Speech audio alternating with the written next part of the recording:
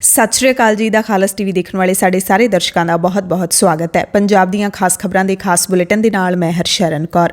ਅੱਜ 9 ਅਕਤੂਬਰ ਹੈ ਤੇ ਦਿਨ ਸ਼ਨੀਵਾਰ ਹੈ। ਅੱਜ ਦੇ ਦਿਨ ਦੀਆਂ ਵੱਡੀਆਂ ਤੇ ਖਾਸ ਖਬਰਾਂ ਤੁਹਾਨੂੰ ਸਭ ਤੋਂ ਪਹਿਲਾਂ ਦੱਸ ਦਿੰਦੇ ਹਾਂ। ਸੁਪਰੀਮ ਕੋਰਟ ਨੂੰ ਲਖੀਮਪੁਰ ਕਤਲੇਆਮ ਕੇਸ ਦੀ ਜਾਂਚ ਤੇ ਤਸੱਲੀ ਨਹੀਂ ਹੈ। ਯੋਗੀ ਸਰਕਾਰ ਦੀ ਖੂਬ ਖਿਚਾਈ ਕੀਤੀ ਹੈ। 20 ਅਕਤੂਬਰ ਨੂੰ ਅਗਲੀ ਸੁਣਵਾਈ ਹੋਵੇਗੀ ਤੇ ਸਬੂਤਾਂ ਦੀ ਸੁਰੱਖਿਆ ਯਕੀਨੀ ਬਣਾਉਣ ਦੀ ਹਦਾਇਤ ਦਿੱਤੀ ਗਈ ਹੈ। ਨਾਲ ਹੀ ਇਹ ਵੀ ਕਿਹਾ ਕਿ ਜਾਂਚ ਸੀਬੀਆਈ ਨੂੰ ਸੌਂਪਣਾ ਮਸਲੇ ਦਾ ਹੱਲ ਨਹੀਂ ਹੈ। ਕੇਂਦਰੀ ਮੰਤਰੀ ਅਜੇ ਮਿਸ਼ਰਾ ਦਾ ਪੁੱਤ ਕੱਲ ਪੁਲਿਸ ਮੂਹਰੇ ਜਾਂਚ ਦੇ ਵਿੱਚ ਸ਼ਾਮਿਲ ਹੋਣ ਦੇ ਲਈ ਪੇਸ਼ ਨਹੀਂ ਹੋਇਆ ਤੇ ਅਜੇ ਮਿਸ਼ਰਾ ਨੇ ਕੱਲ ਕਿਹਾ ਸੀ ਕਿ ਮੇਰਾ ਪੁੱਤਰ ਕੱਲ ਨੂੰ ਯਾਨੀ ਕਿ ਅੱਜ ਪੁਲਿਸ ਦੇ ਮੂਹਰੇ ਪੇਸ਼ ਹੋਵੇਗਾ। ਮੁੱਖ ਮੰਤਰੀ ਯੋਗੀ ਆਦਿੱਤਿਆਨਾਥ ਨੇ ਆਪਣੇ ਚਹੇਤਿਆਂ ਦਾ ਬਚਾਅ ਕਰਦਿਆਂ ਕਿਹਾ ਕਿ ਕਿਸੇ ਨੂੰ ਸਿਰਫ ਦੋਸ਼ਾਂ ਦੇ ਆਧਾਰ ਤੇ ਗ੍ਰਿਫਤਾਰ ਨਹੀਂ ਕਰਾਂਗੇ। ਆਸ਼ੀਸ਼ ਮਿਸ਼ਰਾ ਦੀ ਗ੍ਰਿਫਤਾਰੀ ਦੀ ਮੰਗ ਵਿੱਚ ਅਤੇ ਪੀੜਤਾਂ ਨੂੰ ਨਿਆਂ ਦਿਵਾਉਣ ਦੇ ਲਈ ਨਵਜੋਤ ਸਿੰਘ ਸਿੱਧੂ ਯੂਪੀ ਜਾ ਕੇ ਭੁੱਖ ਹੜਤਾਲ ਤੇ ਬੈਠ ਗਏ ਨੇ। ਸ਼੍ਰੋਮਣੀ ਅਕਾਲੀ ਦਲ ਦੇ ਵਫਦ ਨੇ ਵੀ ਕੱਲ ਲਖੀਮਪੁਰ ਖੀਰੀ ਜਾ ਕੇ ਪੀੜਤਾਂ ਦੇ ਨਾਲ ਮੁਲਾਕਾਤ ਕੀਤੀ। ਹਰਸਿਮਰਤ ਕੌਰ ਬਾਦਲ ਦੀ ਅਗਵਾਈ ਦੇ ਵਿੱਚ ਇਹ ਵਫਦ ਪਹੁੰਚਿਆ ਸੀ। ਇਸ ਮੌਕੇ ਐਸਜੀਪੀਸੀ ਪ੍ਰਧਾਨ ਬੀਬੀ ਜਗੀਰ ਕੌਰ ਵੀ ਗਏ ਅਤੇ ਸ਼੍ਰੋਮਣੀ ਕਮੇਟੀ ਨੇ ਪੀੜਤਾਂ ਨੂੰ 5-5 ਲੱਖ ਰੁਪਏ ਦੇ ਚੈੱਕ ਸੌਂਪੇ ਨੇ। ਹਰਿਆਣਾ ਦੇ ਮੁੱਖ ਮੰਤਰੀ ਮਨੋਹਰ ਲਾਲ ਖੱਟਰ ਨੇ ਜੈਸੇ ਕੋ ਤੈਸਾ ਵਾਲਾ ਬਿਆਨ ਵਾਪਸ ਲੈ ਲਿਆ। ਹਾਲਾਂਕਿ ਸਵੈ ਰੱਖਿਆ ਦੀ ਗੱਲ ਨੂੰ ਗਲਤ ਰੰਗਤ ਦੇਣ ਦਾ ਦਾਅਵਾ ਵੀ ਕੀਤਾ। ਬਲਾਤਕਾਰੀ ਤੇ ਕਾਤਲ ਸਾਦ ਰਾਮ ਰਹੀਮ ਨੂੰ ਇੱਕ ਹੋਰ ਕੇਸ ਦੇ ਵਿੱਚ ਦੋਸ਼ੀ ਕਰਾਰ ਦਿੱਤਾ ਗਿਆ ਹੈ। 12 ਅਕਤੂਬਰ ਨੂੰ ਸਜ਼ਾ ਦਾ ਫੈਸਲਾ ਹੋਵੇਗਾ। ਬਹਿਬਲ ਕਲਾਂ ਗੋਲੀकांड ਦੇ ਵਿੱਚ ਕਰੀਬ 2 ਸਾਲਾਂ ਦੇ ਲੰਬੇ ਵਕਫੇ ਤੋਂ ਬਾਅਦ ਕੱਲ ਮੁੜ ਸੁਣਵਾਈ ਸ਼ੁਰੂ ਹੋ ਗਈ। ਇਸ ਮਾਮਲੇ ਦੀ ਸੁਣਵਾਈ ਕਰ ਰਹੇ ਵਧੀਕ ਸੈਸ਼ਨ ਜੱਜ ਹਰਬੰਸ ਸਿੰਘ ਲੇਖੀ ਨੇ ਪੁਲਿਸ ਅਧਿਕਾਰੀਆਂ ਦੀ ਉਸ ਅਰਜ਼ੀ ਦਾ ਨਿਪਟਾਰਾ ਕਰ ਦਿੱਤਾ ਜਿਸ ਵਿੱਚ ਉਹਨਾਂ ਨੇ ਜਾਂਚ ਟੀਮ ਤੋਂ ਚਲਾਨ ਨਾਲ ਨੱਥੀ ਕੀਤੇ ਗਏ ਦਸਤਾਵੇਜ਼ਾਂ ਦੀ ਮੰਗ ਕੀਤੀ ਸੀ। ਹਾਲਾਂਕਿ ਸਰਕਾਰੀ ਪੱਖ ਦੀ ਕਾਰਵਾਈ ਅਦਾਲਤ ਵਿੱਚ ਕੱਲ ਸੁਸਤ ਰਹੀ। ਅਦਾਲਤ ਦਸਤਾਵੇਜ਼ਾਂ ਦਾ ਮੁੱਦਾ ਕੱਲ ਹੀ ਨਿਪਟਾ ਕੇ ਇਸ ਕੇਸ ਵਿੱਚ ਦੋਸ਼ ਆਇਦ ਕਰਨ ਦੇ ਮਾਮਲੇ ਤੇ ਬਹਿਸ ਸੁਣਨਾ ਚਾਹੁੰਦੀ ਸੀ, ਪਰ ਸਰਕਾਰੀ ਪੱਖ ਮੁਲਜ਼ਮਾਂ ਨੂੰ ਲੋੜੀਂਦੇ ਦਸਤਾਵੇਜ਼ ਦੀਆਂ ਨਕਲਾਂ ਦੇਣ ਲਈ ਤਿਆਰੀ ਕਰਕੇ ਨਹੀਂ ਆਇਆ ਸੀ, ਜਿਸ ਕਰਕੇ ਅਦਾਲਤ ਨੇ 19 ਅਕਤੂਬਰ ਤੱਕ ਮੁਲਜ਼ਮਾਂ ਨੂੰ ਦਸਤਾਵੇਜ਼ ਮੁਹੱਈਆ ਕਰਾਉਣ ਦੇ ਹੁਕਮ ਦਿੱਤੇ ਨੇ। ਪੰਜਾਬ ਸਰਕਾਰ ਨੇ ਇਹਨਾਂ ਮਾਮਲਿਆਂ ਦੀ ਪ੍ਰਭਾਵਸ਼ਾਲੀ ਸੁਣਵਾਈ ਲਈ 1 ਅਕਤੂਬਰ ਨੂੰ ਸੀਨੀਅਰ ਐਡਵੋਕੇਟ ਰਾਜਵਿੰਦਰ ਸਿੰਘ ਬੈਂਸ ਨੂੰ ਸਪੈਸ਼ਲ ਪਬਲਿਕ ਪ੍ਰੋਸੀਕਿਊਟਰ ਨਿਯੁਕਤ ਕੀਤਾ ਸੀ, ਪਰ ਕੱਲ ਸੁਣਵਾਈ ਦੌਰਾਨ ਅਦਾਲਤ ਦੇ ਵਿੱਚ ਉਹ ਹਾਜ਼ਰ ਨਹੀਂ ਸਨ। ਨਿਯਮਾਂ ਦੇ ਮੁਤਾਬਿਕ ਜਾਂਚ ਟੀਮ ਨੇ ਜਿਹੜਾ ਚਲਾਨ ਫਰੀਦਕੋਟ ਅਦਾਲਤ ਦੇ ਵਿੱਚ ਪੇਸ਼ ਕੀਤਾ ਸੀ ਉਸ ਦੀ ਇਨ-ਬਿਨ ਨਕਲ ਮੁਲਜ਼ਮਾਂ ਨੂੰ ਦੇਣੀ ਜ਼ਰੂਰੀ ਸੀ, ਪਰ ਜਾਂਚ ਟੀਮ ਨੇ ਅਜਿਹਾ ਨਹੀਂ ਕੀਤਾ। 90 ਸਾਲ ਪਹਿਲਾਂ ਟਾਟਾ ਗਰੁੱਪ ਦੇ ਵੱਲੋਂ ਸਥਾਪਿਤ ਕੀਤੀ ਗਈ ਏਅਰ ਇੰਡੀਆ ਸਰਕਾਰ ਤੋਂ ਮੁੜ ਟਾਟਾ ਨੇ ਵਾਪਸ ਲੈ ਲਈ ਹੈ ਕਿਉਂਕਿ ਸਰਕਾਰ ਨੇ ਇਸ ਨੂੰ ਵੇਚਣ ਦੇ ਲਈ ਬੋਲੀ ਲਾਈ ਸੀ। ਟਾਟਾ ਗਰੁੱਪ ਇਸ ਬੋਲੀ ਦਾ ਸਭ ਤੋਂ ਵੱਡਾ ਦਾਅਵੇਦਾਰ ਰਿਹਾ ਹੈ। ਐਨਆਈਏ ਨੇ ਕੱਲ ਅੰਮ੍ਰਿਤਸਰ ਦੇ ਵਿੱਚ ਸਾਬਕਾ ਅਕਾਲੀ ਲੀਡਰ ਅਨਵਰ ਮਸੀਹ ਦੇ ਘਰੇ ਛਾਪਾ ਮਾਰਿਆ। ਘਰ ਦੇ ਵਿੱਚੋਂ ਕਰੀਬ 2 ਕੁਇੰਟਲ ਹੈਰੋਇਨ ਬਰਾਮਦ ਹੋਣ ਦੇ ਮਾਮਲੇ ਦੇ ਵਿੱਚ ਛਾਪੇਮਾਰੀ ਕੀਤੀ ਗਈ ਹੈ, ਜਿਹੜਾ ਕਿ ਪਿਛਲੇ ਵਰ੍ਹੇ ਦੇ ਵਿੱਚ ਇਸ ਦੇ ਘਰੋਂ ਬਰਾਮਦ ਹੋਇਆ ਸੀ। ਟੀਮ ਨੇ 2 ਘੰਟਿਆਂ ਤੱਕ ਪਰਿਵਾਰਕ ਮੈਂਬਰਾਂ ਤੋਂ ਪੁੱਛ ਪੜਤਾਲ ਵੀ ਕੀਤੀ। ਪੰਜਾਬ ਦੇ ਵਿੱਚ ਸਭ ਤੋਂ ਵੱਧ ਬਿਜਲੀ ਪੈਦਾ ਕਰਨ ਵਾਲੇ ਬਣਾਵਾਲਾ ਤਾਪਘਰ ਦਾ ਤੀਸਰਾ ਯੂਨਿਟ ਵੀ ਚਾਲੂ ਹੋ ਗਿਆ ਹੈ। ਫਰੀਦਕੋਟ ਦੇ ਬਹੁਤ ਚਰਚਿਤ ਕਰਨ ਕਟਾਰੀਆ ਖੁਦਕੁਸ਼ੀ ਕਾਂਡ ਦੇ ਵਿੱਚ ਪੁਲਿਸ ਨੇ ਕੇਸ ਬੰਦ ਕਰਨ ਦੀ ਸਿਫਾਰਿਸ਼ ਕੀਤੀ ਹੈ। ਟਰਾਂਸਪੋਰਟ ਮੰਤਰੀ ਅਮਰਿੰਦਰ ਸਿੰਘ ਰਾਜਾ ਵੜਿੰਗ ਦੇ ਕਰੀਬੀ ਰਿਸ਼ਤੇਦਾਰ ਵਿਰੁੱਧ ਹੇਰਾਫੇਰੀ ਦੇ ਦੋਸ਼ ਲੱਗੇ ਸੀ। ਉਸ ਖੁਦਕੁਸ਼ੀ ਕਾਂਡ ਦੇ ਵਿੱਚ ਕਰਨ ਕਟਾਰੀਆ 5 ਫਰਵਰੀ ਦੀ ਰਾਤ ਨੂੰ ਆਪਣੇ ਦੋਹਾਂ ਬੱਚਿਆਂ ਨੂੰ ਗੋਲੀ ਮਾਰਨ ਤੋਂ ਬਾਅਦ ਪਤਨੀ ਨੂੰ ਗੋਲੀ ਮਾਰਨ ਤੋਂ ਬਾਅਦ ਆਪਣੇ ਆਪ ਨੂੰ ਗੋਲੀ ਮਾਰ ਕੇ ਮਰ ਗਿਆ ਸੀ। ਹਾਲਾਂਕਿ ਉਸ ਦੀ ਪਤਨੀ ਇਸ ਹਾਦਸੇ ਦੇ ਵਿੱਚ ਬਚ ਗਈ ਸੀ ਤੇ ਅੰਕਿਤ ਕਟਾਰੀਆ ਨੇ ਪਰਚਾ ਦਰਜ ਕਰਵਾਇਆ ਸੀ ਤੇ ਹੁਣ ਪੁਲਿਸ ਦੀ ਪੜਤਾਲ ਨਾਲ ਸਹਿਮਤ ਹੁੰਦਿਆਂ ਅੰਕਿਤ ਕਟਾਰੀਆ ਨੇ ਪਰਚਾ ਰੱਦ ਕਰਨ ਤੇ ਸਹਿਮਤੀ ਪ੍ਰਗਟਾ ਦਿੱਤੀ ਹੈ ਤੇ ਸ਼੍ਰੋਮਣੀ ਅਕਾਲੀ ਦਲ ਨੇ ਪੁਲਿਸ ਕਾਰਵਾਈ ਨੂੰ ਸਿਆਸਤ ਤੋਂ ਪ੍ਰੇਰਿਤ ਦੱਸਦਿਆਂ ਇਹ ਮਾਮਲਾ ਸੀਬੀਆਈ ਨੂੰ ਦੇਣ ਦੀ ਮੰਗ ਕੀਤੀ ਹੈ ਤੇ ਸ਼੍ਰੋਮਣੀ ਅਕਾਲੀ ਦਲ ਨੇ ਪੰਜਾਬ ਤੇ ਹਰਿਆਣਾ ਹਾਈ ਕੋਰਟ ਦੇ ਵਿੱਚ ਇੱਕ ਜਨਹਿਤ ਪਟੀਸ਼ਨ ਵੀ ਦਾਇਰ ਕੀਤੀ ਹੈ ਜਿਸ ਤੇ ਹਾਈ ਕੋਰਟ ਵੱਲੋਂ ਸੋਮਵਾਰ ਨੂੰ ਸੁਣਵਾਈ ਕੀਤੀ ਜਾਵੇਗੀ। ਸਿਟੀ ਬਿਊਟੀਫੁਲ ਦੇ ਵਿੱਚ ਕੱਲ ਪੰਜਾਬ ਤੇ ਚੰਡੀਗੜ੍ਹ ਦੇ ਗੈਰ ਸਰਕਾਰੀ ਕਾਲਜਾਂ ਦੇ ਅਧਿਆਪਕਾਂ ਨੇ ਪੰਜਾਬ ਸਰਕਾਰ ਤੇ ਯੂਟੀ ਪ੍ਰਸ਼ਾਸਨ ਦੇ ਖਿਲਾਫ ਰੱਜ ਕੇ ਭੜਾਸ ਕੱਢੀ। ਅਧਿਆਪਕਾਂ ਦਾ ਰੋਸ ਹੈ ਕਿ ਉਹਨਾਂ ਦੀਆਂ ਤਨਖਾਹਾਂ ਨੂੰ UGC ਸਕੇਲਾਂ ਦੇ ਨਾਲੋਂ ਡੀ-ਲਿੰਕ ਕੀਤਾ ਜਾ ਰਿਹਾ ਹੈ। ਗੁੱਸੇ ਵਿੱਚ ਆਏ ਇਹਨਾਂ ਅਧਿਆਪਕਾਂ ਦੀ ਅਧਿਕਾਰੀਆਂ ਦੇ ਨਾਲ 13 ਅਕਤੂਬਰ ਨੂੰ ਮੀਟਿੰਗ ਹੋਵੇਗੀ। ਪ੍ਰਦਰਸ਼ਨ ਕਰ ਰਹੇ ਅਧਿਆਪਕਾਂ ਨੇ ਇਹ ਵੀ ਕਿਹਾ ਕਿ ਜੇ ਤਨਖਾਹ ਸਕੇਲਾਂ ਨੂੰ UGC ਸਕੇਲਾਂ ਨਾਲੋਂ ਡੀ-ਲਿੰਕ ਕੀਤਾ ਗਿਆ ਤਾਂ ਕੇਂਦਰ ਦੀਆਂ ਖੋਜ ਕਾਰਜਾਂ ਲਈ ਗ੍ਰਾਂਟਾਂ ਬੰਦ ਹੋ ਜਾਣਗੀਆਂ। ਸ਼੍ਰੀਨਗਰ ਦੇ ਵਿੱਚ ਅੱਤਵਾਦੀਆਂ ਦੀ ਗੋਲੀ ਨਾਲ ਮਾਰੀ ਗਈ ਪ੍ਰਿੰਸੀਪਲ ਸੁਪਿੰਦਰ ਕੌਰ ਅਤੇ ਇੱਕ ਹੋਰ ਅਧਿਆਪਕ ਦਾ ਅੰਤਿਮ ਸੰਸਕਾਰ ਕਰ ਦਿੱਤਾ ਗਿਆ। ਇਸ ਮੌਕੇ ਵੱਡੀ ਗਿਣਤੀ ਦੇ ਵਿੱਚ ਸਿੱਖ ਭਾਈਚਾਰੇ ਦੇ ਲੋਕਾਂ ਨੇ ਰੋਸ ਮਾਰਚ ਕੱਢਿਆ। ਗੁਲਾਬੀ ਸੁੰਡੀ ਕਾਰਨ ਮਰੀ ਨਰਮੇ ਦੀ ਫਸਲ ਦੇ ਮੁਆਵਜ਼ੇ ਦੇ ਲਈ ਜਿਹੜੇ ਕਿਸਾਨਾਂ ਨੇ ਧਰਨਾ ਲਾਇਆ ਹੋਇਆ ਹੈ ਪਿੰਡ ਬਾਦਲ ਦੇ ਵਿੱਚ, ਉਹਨਾਂ ਨੇ ਵਿੱਤ ਮੰਤਰੀ ਮਨਪ੍ਰੀਤ ਬਾਦਲ ਦੀ ਰਿਹਾਇਸ਼ ਪੱਕੇ ਤੌਰ ਤੇ ਘੇਰਨ ਦਾ ਐਲਾਨ ਕਰ ਦਿੱਤਾ ਹੈ ਤੇ ਪ੍ਰਿੰਸੀਪਲ ਸਕੱਤਰ ਖੇਤੀਬਾੜੀ ਵਿਭਾਗ ਦੇ ਸਕੱਤਰ ਤੇ ਵਿੱਤ ਕਮਿਸ਼ਨਰ ਦੇ ਨਾਲ ਅੱਜ ਕਿਸਾਨਾਂ ਦੀ ਬੈਠਕ ਹੋਵੇਗੀ।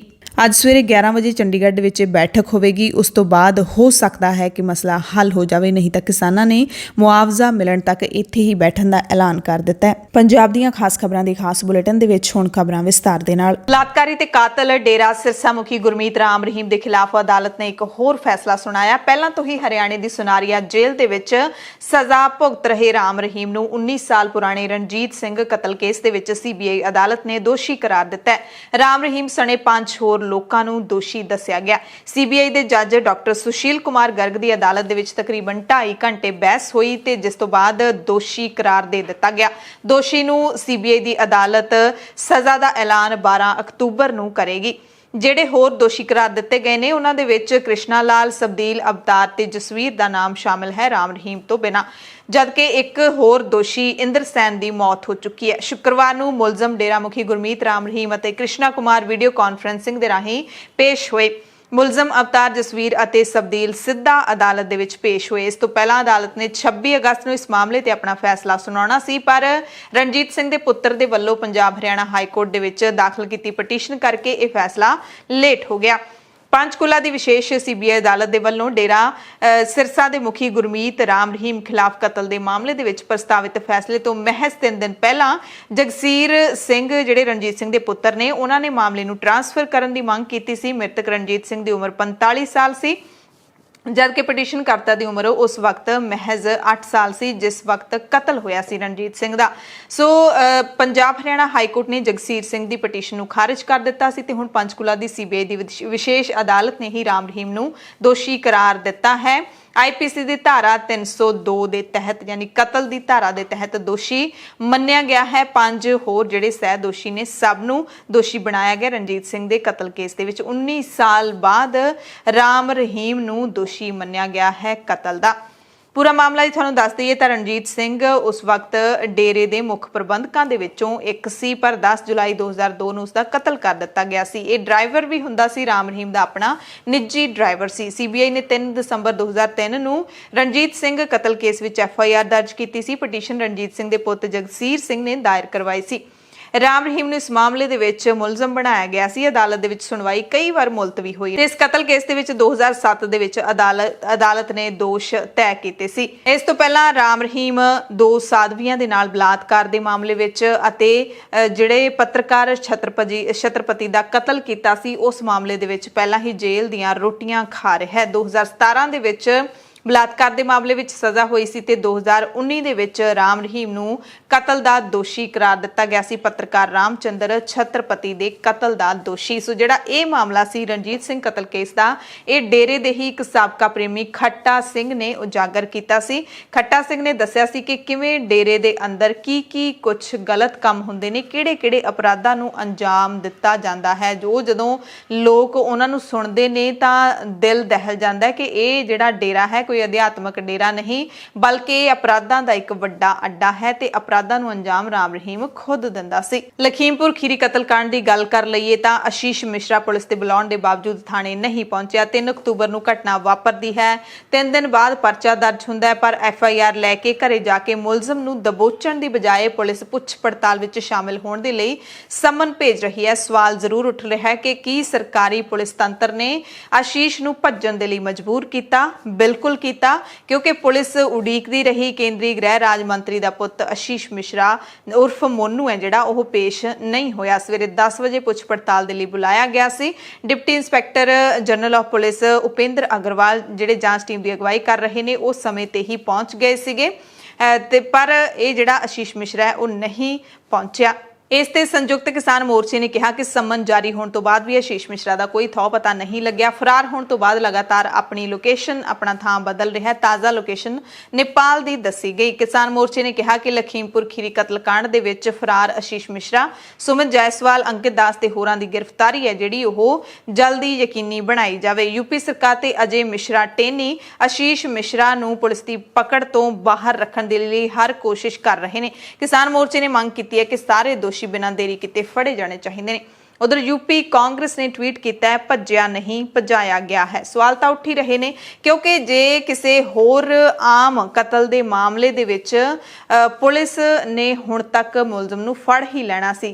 आपां कदे नहीं देखिया कि आम जे किसी दा कतल हो जाए तो पुलिस कदे भी इन्नी मोहलत नहीं दिंदी, पर इत्थे दित्ती जा रही है। सुप्रीम कोर्ट दे विच दूसरे दिन फिर इस मामले नूं लैके सुनवाई हुई ते सुप्रीम कोर्ट ने यूपी सरकार की चंगी खासी झाड़ झंप की। अदालत ने कहा कि सारे मामले विच सूबे दी सरकार दा रवैया तसल्ली बख्श नहीं है। सर्वोच्च अदालत ने कहा है कि जे धारा 302 तहत केस किया गया सी तो मुलजम हाले तक फरार क्यों है? की पुलिस इस धारा तहत दर्ज मामलों में हमेशा इस तरह करती है, हरेक नाल इस तरह करती है? ये सवाल पूछे। केस दे विच कहंदे वड्डे वड्डे नाम शामिल होने करके इस मामले की जांच बड़ी चौकसी दे नाल करनी पवेगी। इसलिए सरकार है जिहड़ी योगी दी ओह केस नाल संबंधित सबूतां दे नाल छेड़छाड़ ना होवे, इस दे लई ढुकवां इंतजाम करे। बेंच ने यह भी कहा कि असी सीनियर एडवोकेट हरीश सालवे नूं सुनिया है। उन्होंने ये दस्सिया कि यूपी सरकार ने की कदम चुके ने, स्टेटस रिपोर्ट भी फाइल की गई है, पर असी सूबा सरकार के कदमों तो संतुष्ट नहीं हाँ। हरीश सालवे सरकार दे वल्लों पेश होए सी। उन्होंने कहा कि अगली तरीक ते असी होर कदम चुकांगे अते होर एजेंसियां तो जांच करवाउण दे विकल्प ते भी विचार करांगे ते हुण मामले दी अगली सुनवाई दशहरे दीआं छुट्टियां तो बाद 20 अक्तूबर नूं होएगी। सुप्रीम कोर्ट ने यूपी के लखीमपुर खीरी दे विच होई हिंसा दे मामले का अपने आप ही नोटिस लिया सी, स्यूमोटो नोटिस लिया सी ते मामले की सुनवाई सुप्रीम कोर्ट के मुख जिहड़े जज हैगे ने जस्टिस NV रमन्ना वो खुद कर रहे ने। ते आशीष मिश्रा जो पहले दिन बुलाउण ते नहीं पहुंचिया तां हुण केंद्रीय गृह राज मंत्री दे घरे आशीष मिश्रा नूं पुछ पड़ताल दे विच शामिल होण दे लई दूसरा नोटिस चिपका दिता गया। दूजा notice crime branch Lakhimpur Kheri दे इंचार्ज वल्लों चिपकाया गया है ते हुण आशीष मिश्रा नूं शनिवार 11 बजे पुलिस लाइनां दी क्राइम ब्रांच दे विच हाज़र होण दी हदायत दित्ती गई है, बयान दर्ज कराउण दी हदायत दित्ती गई है ते पुलिस ने यह भी कह दिता है कि जेकर आशीष मिश्रा दूसरे दिन भी पेश नहीं हुंदा तां पुलिस उस दे खिलाफ कानूनी कार्रवाई करेगी। ते केंद्रीय गृह राज मंत्री अजय मिश्रा टेनी हाले भी उस तरह गिड़गिड़ा रहे ने, उस तरह अपनी रट उन्होंने लाई हुई है कि मेरा पुत बेकसूर है। हुण भी कहते हैं कि मेरा पुत बेकसूर है, पर इस बारी वड्डा बयान उन्होंने ये दिता है कि मेरा पुत शनिवार नूं पुलिस के मूहरे पेश हो जाएगा। कहते सानू देश के कानून दे विच पूरा भरोसा है ते आशीष मिश्रा पूरी तरह दे नाल बेकसूर है कि शनिवार नूं पुलिस मूहरे बयान दर्ज करवाउण दे लई पेश हो जाएगा।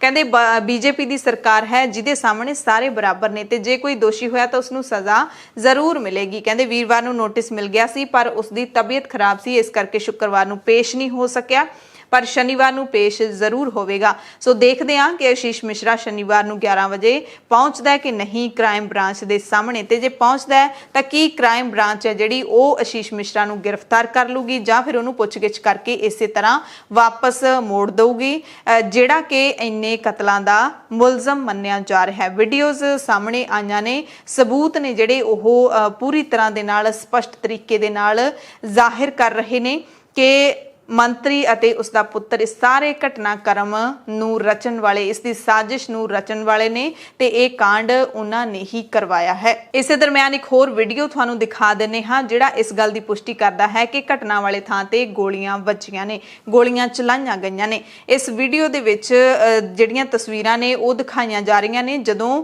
थार गड्डी ते उसदे पिछे दो होर गड्डियां ने, फॉर्च्यूनर समेत सारियां जिहड़ियां 3 गड्डियां किसानां नूं दरड़दियां होईयां लंघ जांदियां ने तां पिछों थोड़ी दूर तो ये कोई वीडियो बना रहा सी। ये वीडियो हुण नशर होया है, ये वीडियो हुण जनतक होया। पहला ये कह रहे हैं कि सरदार मारे गए, ये जिहड़ा इन्हां दे मूहों सुनिया जा रहा है, तो फिर वीडियो जो खत्म होंदा उहदे विच ये गल करदे ने कि गोली चली है, यानी कि इन्हां नूं गोली की आवाज़ सुनाई दित्ती है तां ही कहा कि गोली चली है। क्योंकि गोली जदों तुसीं फायर करदे हो पिस्टल दे विचों जां फिर दुनाली जां किसी भी प्रकार का हथियार तुसीं चलाउने हो जिहदे विचों गोलियां निकलदियां ने ਤਾਂ ਉਹਦਾ ਜਿਹੜਾ ਖੜਕਾ ਹੁੰਦਾ ਕੋਈ ਆਮ ਖੜਕਾ ਨਹੀਂ ਹੁੰਦਾ, ਉਹਦੀ ਆਵਾਜ਼ ਹੁੰਦੀ ਹੈ ਜਿਹੜੀ ਉਹ ਦੂਰ ਦੂਰ ਤੱਕ ਜਾਂਦੀ ਹੈ। ਇੱਕ ਪਿੰਡ ਦੇ ਵਿੱਚ ਚਾਹੇ ਕਿੰਨਾ ਵੱਡਾ ਮਰਜ਼ੀ ਪਿੰਡ ਹੋਵੇ, ਜੇ ਇੱਕ ਘਰ ਦੇ ਵਿੱਚੋਂ ਹੀ ਕੋਈ ਖੜ ਕੇ ਗੋਲੀ ਚਲਾ ਦੇਵੇ ਤਾਂ ਉਸ ਦੀ ਗੂੰਜ ਹੈ ਜਿਹੜੀ ਸਾਰੇ ਪਿੰਡ 'ਚ ਪੈਂਦੀ ਹੈ। ਸੋ ਇਸੇ ਤਰ੍ਹਾਂ ਜਿਹੜਾ ਹੈਗਾ ਜੇ ਗੋਲੀ ਉਹਨਾਂ ਨੇ ਸੁਣੀ ਆਪਣੇ ਕੰਨਾਂ ਦੇ ਨਾਲ ਤਾਂ ਹੀ ਉਹਨਾਂ ਨੇ ਕਿਹਾ ਹੋਊਗਾ ਕਿ ਗੋਲੀ ਚੱਲੀ ਹੈ। ਸੋ ਇਹ ਵੀ ਇੱਕ ਸਬੂਤ ਵਜੋਂ ਪੁਲਿਸ ਇਸ ਵੀਡੀਓ ਨੂੰ ਵੀ ਆਪਣੇ ਕੋਲ ਰੱਖ ਸਕਦੀ ਹੈ ਤੇ ਇਸ ਦੀ ਜਾਂਚ ਕੀਤੀ ਜਾ ਸਕਦੀ ਹੈ, ਕਿਉਂਕਿ ਅੱਜ ਕੱਲ੍ਹ ਪਤਾ ਲਾਇਆ ਜਾ ਸਕਦਾ ਹੈ ਕਿ ਵੀਡੀਓ ਕਿੱਥੋਂ ਜਨਰੇਟ ਹੋਈ ਹੈ, ਕਿਸ ਦੇ ਫੋਨ ਦੇ ਵਿੱਚ ਵੀਡੀਓ ਬਣਿਆ ਤੇ ਕਿਸ ਦੇ ਫੋਨ ਤੋਂ ਇਹ ਅੱਗੇ ਫੈਲਿਆ, ਇਹ ਸਾਰਾ ਪਤਾ ਲਾਇਆ ਜਾ ਸਕਦਾ ਹੈ। सरदार मर गए हैं यार, सरदार मर गए हैं यार, तो इतना गोली चलेगा, तो इतना गोली चलेगा, तो इतना गोली चलेगा, तो इतना गोली चलेगा। ਸੁਪਰੀਮ ਕੋਰਟ ਦੀਆਂ ਝਿੜਕਾਂ ਖਾਣ ਤੋਂ ਬਾਅਦ ਸੂਬੇ ਦੇ ਮੁੱਖ ਮੰਤਰੀ ਯੋਗੀ ਆਦਿੱਤਿਆਨਾਥ ਨੇ ਕਈ ਦਿਨਾਂ ਬਾਅਦ ਆਪਣੀ ਜ਼ੁਬਾਨ ਖੋਲੀ ਹੈ। ਯੋਗੀ ਨੇ ਕੇਂਦਰੀ ਮੰਤਰੀ ਦੇ ਪੁੱਤ ਦੀ ਗ੍ਰਿਫਤਾਰੀ ਨਾ ਹੋਣ ਸੰਬੰਧੀ ਕਿਹਾ ਕਿ ਕਾਨੂੰਨ ਨੂੰ ਹੱਥਾਂ ਵਿੱਚ ਲੈਣ ਦੀ ਕਿਸੇ ਨੂੰ ਖੁੱਲ੍ਹ ਨਹੀਂ, ਪਰ ਕਿਸੇ ਦਬਾਅ 'ਚ ਕੋਈ ਕਾਰਵਾਈ ਨਹੀਂ ਕੀਤੀ ਜਾਏਗੀ। ਲਖੀਮਪੁਰ ਖੀਰੀ ਮੰਦਭਾਗੀ ਘਟਨਾ ਹੈ ਤੇ ਸਰਕਾਰ ਇਸ ਦੀ ਜਾਂਚ ਲਈ ਹਰ ਤਹਿ ਤੱਕ ਜਾਵੇਗੀ। ਯਾਨੀ ਕਿ ਉਹਨਾਂ ਨੂੰ ਲੱਗ ਰਿਹਾ ਹੈ ਕਿ ਜੇ ਅਸੀਂ ਜਿਹੜਾ ਹੈਗਾ ਉਸ ਨੂੰ ਗ੍ਰਿਫਤਾਰ ਕਰਦੇ ਹਾਂ ਆਸ਼ੀਸ਼ ਮਿਸ਼ਰਾ ਨੂੰ, ਤਾਂ ਸ਼ਾਇਦ ਕਾਨੂੰਨ ਹੱਥਾਂ ਵਿੱਚ ਲੈਣ ਵਾਲੀ ਗੱਲ ਹੈ।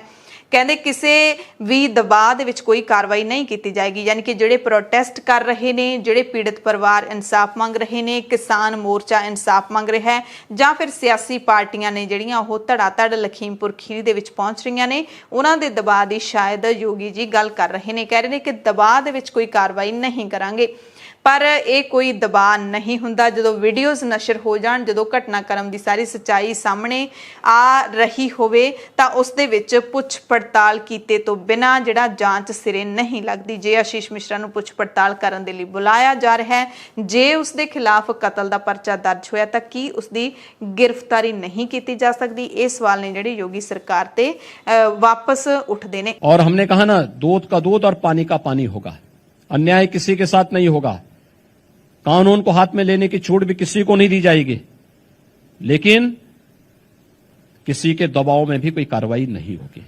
ਲਖੀਮਪੁਰ ਖੀਰੀ ਘਟਨਾ ਤੇ ਸੰਯੁਕਤ ਕਿਸਾਨ ਮੋਰਚੇ ਦਾ ਬਿਆਨ ਆਇਆ ਹੈ। ਕਿਸਾਨ ਮੋਰਚੇ ਨੇ ਕਿਹਾ ਹੈ ਕਿ ਇਹਦੇ ਵਿੱਚ ਕੋਈ ਸ਼ੱਕ ਨਹੀਂ ਹੈ ਕਿ ਯੂਪੀ ਦੀ ਯੋਗੀ ਸਰਕਾਰ ਆਸ਼ੀਸ਼ ਮਿਸ਼ਰਾ ਨੂੰ ਬਚਾਉਣ ਦੀ ਕੋਸ਼ਿਸ਼ ਕਰ ਰਹੀ ਹੈ, ਕਿਉਂਕਿ ਆਸ਼ੀਸ਼ ਮਿਸ਼ਰਾ ਪਹਿਲੇ ਦਿਨ ਜਿਹੜਾ ਹੈਗਾ ਜਾਂਚ ਦੇ ਵਿੱਚ ਸ਼ਾਮਿਲ ਹੋਣ ਦੇ ਲਈ ਨਹੀਂ ਪਹੁੰਚਿਆ, ਪੁੱਛ ਪੜਤਾਲ ਲਈ ਨਹੀਂ ਪਹੁੰਚਿਆ। ਉਹਨਾਂ ਕਿਹਾ ਕਿ ਜਿਹੜਾ ਮੰਤਰੀ ਕਹਿ ਰਿਹਾ ਕਿ ਉਹਦੀ ਸਿਹਤ ਵਿਗੜ ਗਈ ਸੀ ਤਾਂ ਕਰਕੇ ਪੇਸ਼ ਨਹੀਂ ਹੋਇਆ, ਤੇ ਸਾਰੇ ਡਰਾਮੇ ਨੇ ਜਿਹੜੇ ਉਹ ਕੀਤੇ ਜਾ ਰਹੇ ਨੇ। ਉਹਨਾਂ ਇਹ ਵੀ ਮੰਗ ਕੀਤੀ ਕਿ ਕੇਂਦਰ ਸਰਕਾਰ ਨੂੰ ਅਜੇ ਮਿਸ਼ਰਾ ਟੇਨੀ ਨੂੰ ਤੁਰੰਤ ਬਰਖਾਸਤ ਕਰ ਦੇਣਾ ਚਾਹੀਦਾ ਹੈ। ਤੇ ਨਾਲ ਹੀ ਕਿਸਾਨ ਮੋਰਚੇ ਨੇ ਉੱਤਰ ਪ੍ਰਦੇਸ਼ ਸਰਕਾਰ ਨੇ ਜਿਹੜਾ ਕਮਿਸ਼ਨ ਬਿਠਾਇਆ ਹੈ ਉਸ ਨੂੰ ਵੀ ਰੱਦ ਕੀਤਾ ਹੈ। ਉਹਨਾਂ ਨੇ ਕਿਹਾ ਜਿਹੜੀ ਜਾਂਚ ਉਹਨਾਂ ਨੇ ਬਿਠਾਈ ਗਈ ਹੈ ਅਸੀਂ ਉਹਦੇ ਵਿੱਚ ਭਰੋਸਾ ਨਹੀਂ ਕਰਦੇ। ਇਹ ਜਿਹੜੀ ਜਾਂਚ ਕੀਤੀ ਜਾਵੇਗੀ ਇਹ ਜ਼ਾਹਿਰ ਤੌਰ ਤੇ ਨਿਰਪੱਖ ਜਾਂਚ ਨਹੀਂ ਹੋਵੇਗੀ। ਤੇ ਇਸ ਦੇ ਨਾਲ ਹੀ ਕਿਸਾਨ ਮੋਰਚੇ ਨੇ ਜਾਣਕਾਰੀ ਦਿੱਤੀ ਹੈ ਕਿ ਲਖੀਮਪੁਰ ਖੀਰੀ ਕਤਲकांड ਦੇ ਵਿੱਚ ਜਿਹੜੇ ਸ਼ਹੀਦ ਹੋਏ ਕਿਸਾਨ ਹੈਗੇ ਨੇ, ਚਾਰੇ ਕਿਸਾਨ, ਉਹਨਾਂ ਦੀ ਅੰਤਿਮ ਅਰਦਾਸ ਹੈ, ਯਾਨੀ ਕਿ ਭੋਗ ਸਮਾਗਮ ਹੈ 12 ਅਕਤੂਬਰ ਨੂੰ ਹੋਏਗਾ। ਲਖੀਮਪੁਰ ਖੀਰੀ ਦੇ ਟਿਕੋਣੀਆਂ ਦੇ ਵਿੱਚ ਹੀ ਹੋਏਗਾ ਜਿੱਥੇ ਇਸ ਘਟਨਾ ਨੂੰ ਅੰਜਾਮ ਦਿੱਤਾ ਗਿਆ ਸੀ। ਅਤੇ ਉਹਨਾਂ ਨੇ ਅਪੀਲ ਕੀਤੀ ਹੈ, ਕਿਸਾਨ ਮੋਰਚੇ ਨੇ ਅਪੀਲ ਕੀਤੀ ਹੈ ਕਿ ਇਸ ਦਿਨ ਵੱਧ ਚੜ ਕੇ ਇਸ ਅੰਤਿਮ ਅਰਦਾਸ ਸਮਾਗਮ ਦੇ ਵਿੱਚ ਪਹੁੰਚਿਆ ਜਾਵੇ। ਤੇ ਨਾਲ ਹੀ ਕਿਸਾਨ ਮੋਰਚੇ ਨੇ ਐਲਾਨ ਕੀਤਾ ਹੈ ਕਿ 18 ਅਕਤੂਬਰ ਨੂੰ ਪੂਰੇ ਭਾਰਤ ਦੇ ਵਿੱਚ ਰੇਲ ਰੋਕੋ ਅੰਦੋਲਨ ਹੈ ਜਿਹੜਾ ਉਹ ਕੀਤਾ ਜਾਏਗਾ। ਪੂਰੇ ਭਾਰਤ ਦੇ ਵਿੱਚ ਇਸ ਕਤਲकांड ਦੇ ਵਿਰੋਧ ਦੇ ਵਿੱਚ ਰੇਲਾਂ ਰੋਕੀਆਂ ਜਾਣਗੀਆਂ। ਹਰਿਆਣਾ ਦੇ ਮੁੱਖ ਮੰਤਰੀ ਮਨੋਹਰ ਲਾਲ ਖੱਟਰ ਨੇ ਜਿਹੜਾ ਆਪਣਾ ਬਿਆਨ ਵਾਪਸ ਲਿਆ ਹੈ ਉਸ ਨੂੰ ਕਿਸਾਨਾਂ ਨੇ ਆਪਣੀ ਜਿੱਤ ਦੱਸਿਆ ਹੈ। ਤੋ ਯੋਗੀ ਸਾਹਿਬ ਹੋਣ ਚਾਹੇ ਮੋਦੀ ਸਾਹਿਬ ਹੋਣ, ਇਹ ਦੋਵੇਂ ਜਿਹੜੇ ਵੱਡੇ ਲੀਡਰ ਨੇ, ਕਿਉਂਕਿ ਯੋਗੀ ਸਾਹਿਬ ਦਾ ਫਰਜ਼ ਤਾਂ ਬਣਦਾ ਬੋਲਣ ਦਾ, ਉਹਨਾਂ ਦੇ ਸੂਬੇ ਦੇ ਵਿੱਚ ਘਟਨਾ ਵਾਪਰੀ ਹੈ। ਮੋਦੀ ਸਾਹਿਬ ਦਾ ਤਾਂ ਬਣਦਾ ਹੈ ਕਿਉਂਕਿ ਉਹ ਇਸ ਦੇਸ਼ ਦੇ ਪ੍ਰਧਾਨ ਮੰਤਰੀ ਨੇ, ਪਰ ਦੋਵੇਂ ਬੇਖਬਰ ਨੇ, ਦੋਵੇਂ ਚੁੱਪ ਨੇ। ਹਾਲਾਂਕਿ ਜਿਹੜਾ ਹੈਗਾ ਯੋਗੀ ਜੀ ਤਾਂ ਜ਼ਰੂਰ ਬੋਲੇ ਨੇ। ਤੀਜੇ ਚੌਥੇ ਦਿਨ ਘਟਨਾ ਦੇ ਪਹਿਲੇ ਦਿਨ ਉਹਨਾਂ ਨੇ ਥੋੜਾ ਅਫਸੋਸ ਦਾ ਪ੍ਰਗਟਾਵਾ ਕੀਤਾ ਸੀ, ਜਾਂਚ ਕੀਤੇ ਜਾਣ ਦਾ ਦਾਅਵਾ ਕੀਤਾ ਸੀ, ਪਰ ਹੁਣ ਉਹ ਸਿੱਧਾ ਜਾ ਕੇ ਐਤਵਾਰ ਤੋਂ ਬਾਅਦ ਸ਼ੁੱਕਰਵਾਰ ਨੂੰ ਬੋਲਦੇ ਨੇ। ਪਰ ਇਹ ਭਾਵੇਂ ਦੋਵੇਂ ਲੀਡਰ ਮੁਲਕ ਦੇ ਚੁੱਪ ਹੈਗੇ ਨੇ, ਪਰ ਵਿਦੇਸ਼ਾਂ ਦੇ ਵਿੱਚ ਵੀ ਲਖੀਮਪੁਰ ਖੀਰੀ ਕਾਂਡ ਦੇ ਚਰਚੇ ਨੇ ਜਿਹੜੇ ਉਹ ਹੋਣ ਲੱਗ ਪਏ ਨੇ। ਯੂਕੇ ਦੇ ਸੰਸਦ ਮੈਂਬਰ ਜੌਨ ਮੈਕਡੋਨਲ ਨੇ ਵੀ ਆਪਣੇ ਤਾਜ਼ਾ ਟਵੀਟ ਦੇ ਵਿੱਚ ਲਖੀਮਪੁਰ ਖੀਰੀ 'ਚ ਵਾਪਰੀ ਘਟਨਾ ਦਾ ਜ਼ਿਕਰ ਕੀਤਾ। ਜੌਨ ਨੇ ਕਿਹਾ ਕਿ ਮੈਂ ਭਾਰਤੀ ਕਿਸਾਨਾਂ ਤੇ ਹੋਏ ਹਮਲੇ ਤੋਂ ਬਹੁਤ ਚਿੰਤਿਤ ਹਾਂ, ਜਿਸ ਦੇ ਵਿੱਚ ਕਈ ਮੌਤਾਂ ਹੋਈਆਂ ਨੇ। ਇਹਨਾਂ ਪ੍ਰਦਰਸ਼ਨਕਾਰੀਆਂ ਨੂੰ ਕਿਵੇਂ ਮਾਰਿਆ ਗਿਆ, ਇਸ ਦੀ ਜਾਂਚ ਅਤੇ ਦੋਸ਼ੀਆਂ ਦੀ ਪਛਾਣ ਕਰਨ ਅਤੇ ਉਹਨਾਂ ਨੂੰ ਨਿਆਂ ਦੇ ਘੇਰੇ ਵਿੱਚ ਲਿਆਉਣ ਲਈ ਇੱਕ ਨਿਰਪੱਖ ਜਾਂਚ ਦੀ, ਸੁਤੰਤਰ ਜਾਂਚ ਦੀ ਲੋੜ ਹੈ। ਕਹਿੰਦੇ ਉਹਨਾਂ ਦੇ ਪਰਿਵਾਰਾਂ ਦੇ ਨਾਲ ਮੇਰੀ ਹਮਦਰਦੀ ਹੈ ਜਿਨ੍ਹਾਂ ਨੂੰ ਇਸ ਤਰ੍ਹਾਂ ਦਰੜ ਕੇ ਮਾਰ ਦਿੱਤਾ ਗਿਆ। ਜੌਨ ਨੇ ਟਵੀਟ ਦੇ ਅਖੀਰ ਦੇ ਵਿੱਚ #ਲਖੀਮਪੁਰ ਖੀਰੀ ਵੀ ਵਰਤਿਆ ਹੈ ਤੇ ਡੂੰਘੇ ਦੁੱਖ ਦਾ ਇਜ਼ਹਾਰ ਕੀਤਾ। ਉਧਰ ਪੰਜਾਬ ਕਾਂਗਰਸ ਦੇ ਪ੍ਰਧਾਨ ਨਵਜੋਤ ਸਿੰਘ ਸਿੱਧੂ ਦੀ ਅਗਵਾਈ ਦੇ ਵਿੱਚ ਜਿਹੜਾ ਵਫਦ ਇੱਕ ਦਿਨ ਪਹਿਲਾਂ ਯਾਨੀ ਕਿ ਵੀਰਵਾਰ ਨੂੰ ਮੋਹਾਲੀ ਤੋਂ ਲਖੀਮਪੁਰ ਖੀਰੀ ਨੂੰ ਚੱਲਿਆ ਸੀ, ਉਹ ਆਖਿਰਕਾਰ ਸ਼ੁੱਕਰਵਾਰ ਸ਼ਾਮ ਤੱਕ ਪੀੜਤਾਂ ਦੇ ਘਰਾਂ ਤੱਕ ਪਹੁੰਚ ਗਿਆ ਤੇ ਨਵਜੋਤ ਸਿੰਘ ਸਿੱਧੂ ਪੱਤਰਕਾਰ ਰਮਨ ਕਸ਼ਯਪ ਦੇ ਘਰ ਦੇ ਵਿੱਚ ਭੁੱਖ ਹੜਤਾਲ ਅਤੇ ਮੌਨ ਵਰਤ ਤੇ ਬੈਠ ਗਏ ਨੇ। ਭੁੱਖ ਹੜਤਾਲ ਸ਼ੁਰੂ ਕਰ ਦਿੱਤੀ ਹੈ। ਦੋਸ਼ੀਆਂ ਖਿਲਾਫ ਤੁਰੰਤ ਕਾਰਵਾਈ ਕਰਨ ਦੀ ਮੰਗ ਕੀਤੀ ਹੈ। ਮੋਹਾਲੀ ਤੋਂ ਚੱਲਣ ਤੋਂ ਪਹਿਲਾਂ ਨਵਜੋਤ ਸਿੰਘ ਸਿੱਧੂ ਨੇ ਐਲਾਨ ਕੀਤਾ ਸੀ ਕਿ ਜੇ ਕੱਲ ਨੂੰ ਯਾਨੀ ਕਿ ਜੇ शुक्रवार ਨੂੰ आशीष मिश्रा गिरफ्तार ना किया गया तो मैं भुख हड़ताल ते बैठ जाऊंगा।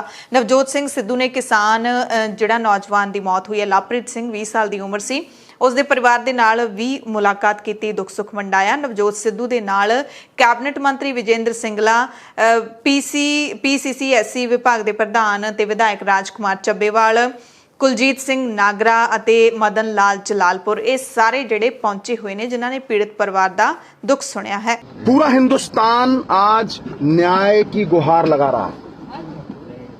मेरे लिए संविधान से बड़ा सियासी जीवन मेरा 17 साल का हो गया। संविधान से बड़ा कुछ नहीं। संविधान के जज्बे को, जमहूरियत को,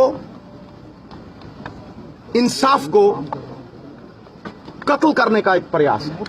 मूल्य नहीं लगा सकता, इसकी भरपाई नहीं हो सकती। ਤੇ ਸ਼੍ਰੋਮਣੀ ਅਕਾਲੀ ਦਲ ਦੀ ਲੀਡਰ ਅਤੇ ਸਾਬਕਾ ਕੈਬਨਿਟ ਮੰਤਰੀ ਹਰਸਿਮਰਤ ਕੌਰ ਬਾਦਲ ਦੀ ਅਗਵਾਈ ਦੇ ਵਿੱਚ ਵੀ ਵਫਦ ਹੈ ਜਿਹੜਾ ਉਹ ਲਖੀਮਪੁਰ ਖੀਰੀ ਪਹੁੰਚਿਆ। ਨਵਜੋਤ ਸਿੰਘ ਸਿੱਧੂ ਹੋਣਾ ਦੇ ਪਹੁੰਚਣ ਤੋਂ ਪਹਿਲਾਂ ਹੀ ਅਕਾਲੀਆਂ ਦਾ ਵਫਦ ਹੈ ਜਿਹੜਾ ਉਹ ਪੀੜਤ ਪਰਿਵਾਰਾਂ ਦੇ ਕੋਲ ਪਹੁੰਚ ਗਿਆ ਸੀ। ਲਖਨਊ ਹਵਾਈ ਅੱਡੇ ਤੇ ਪੱਤਰਕਾਰਾਂ ਨਾਲ ਗੱਲਬਾਤ ਕਰਦਿਆਂ ਹਰਸਿਮਰਤ ਨੇ ਕਿਹਾ ਕਿ ਨਵੇਂ ਖੇਤੀ ਕਾਨੂੰਨ ਕਿਸਾਨ ਜਥੇਬੰਦੀਆਂ ਨਾਲ ਗੱਲ ਕੀਤੇ ਬਿਨਾਂ ਦੇਸ਼ ਦੇ ਕਿਸਾਨਾਂ ਤੇ ਥੋਪੇ ਗਏ ਨੇ, ਜਿਸ ਕਰਕੇ ਕਿਸਾਨਾਂ ਨੂੰ ਡਰ ਹੈ ਕਿ ਉਹਨਾਂ ਦੀ ਜ਼ਮੀਨ, ਅਨਾਜ, ਬੱਚਿਆਂ ਦਾ ਭਵਿੱਖ ਸਾਰਾ ਕੁਝ ਪੂੰਜੀਪਤੀ ਹੂੰਝ ਕੇ ਲੈ ਜਾਣਗੇ। ਸਾਲ ਭਰ ਤੋਂ ਨਾ ਸਿਰਫ ਸਰਕਾਰ ਉਹਨਾਂ ਦੀ ਆਵਾਜ਼ ਕੁਚਲ ਰਹੀ ਹੈ, ਹੁਣ ਤਾਂ ਸਿੱਧਾ ਕਿਸਾਨਾਂ ਨੂੰ ਹੀ ਕੁਚਲਣ ਤੇ ਆ ਗਈ ਹੈ। ਉਹਨਾਂ ਕਿਹਾ ਕਿ ਗ੍ਰਹਿ ਮੰਤਰੀ ਜੋ ਅਮਨ ਸ਼ਾਂਤੀ ਨੂੰ ਭੰਗ ਕਰਨ ਦਾ ਸੰਦੇਸ਼ ਦਿੰਦਾ ਹੋਵੇ, ਇਸ ਤੋਂ ਘਟੀਆ ਸਿਆਸਤ ਕੀ ਹੋ ਸਕਦੀ ਹੈ ਕਿ ਤੁਸੀਂ ਉਸ ਨੂੰ ਆਪਣੀ ਸਰਕਾਰ ਦੇ ਵਿੱਚ ਹਾਲੇ ਤੱਕ ਰੱਖੀ ਬੈਠੇ ਹੋ।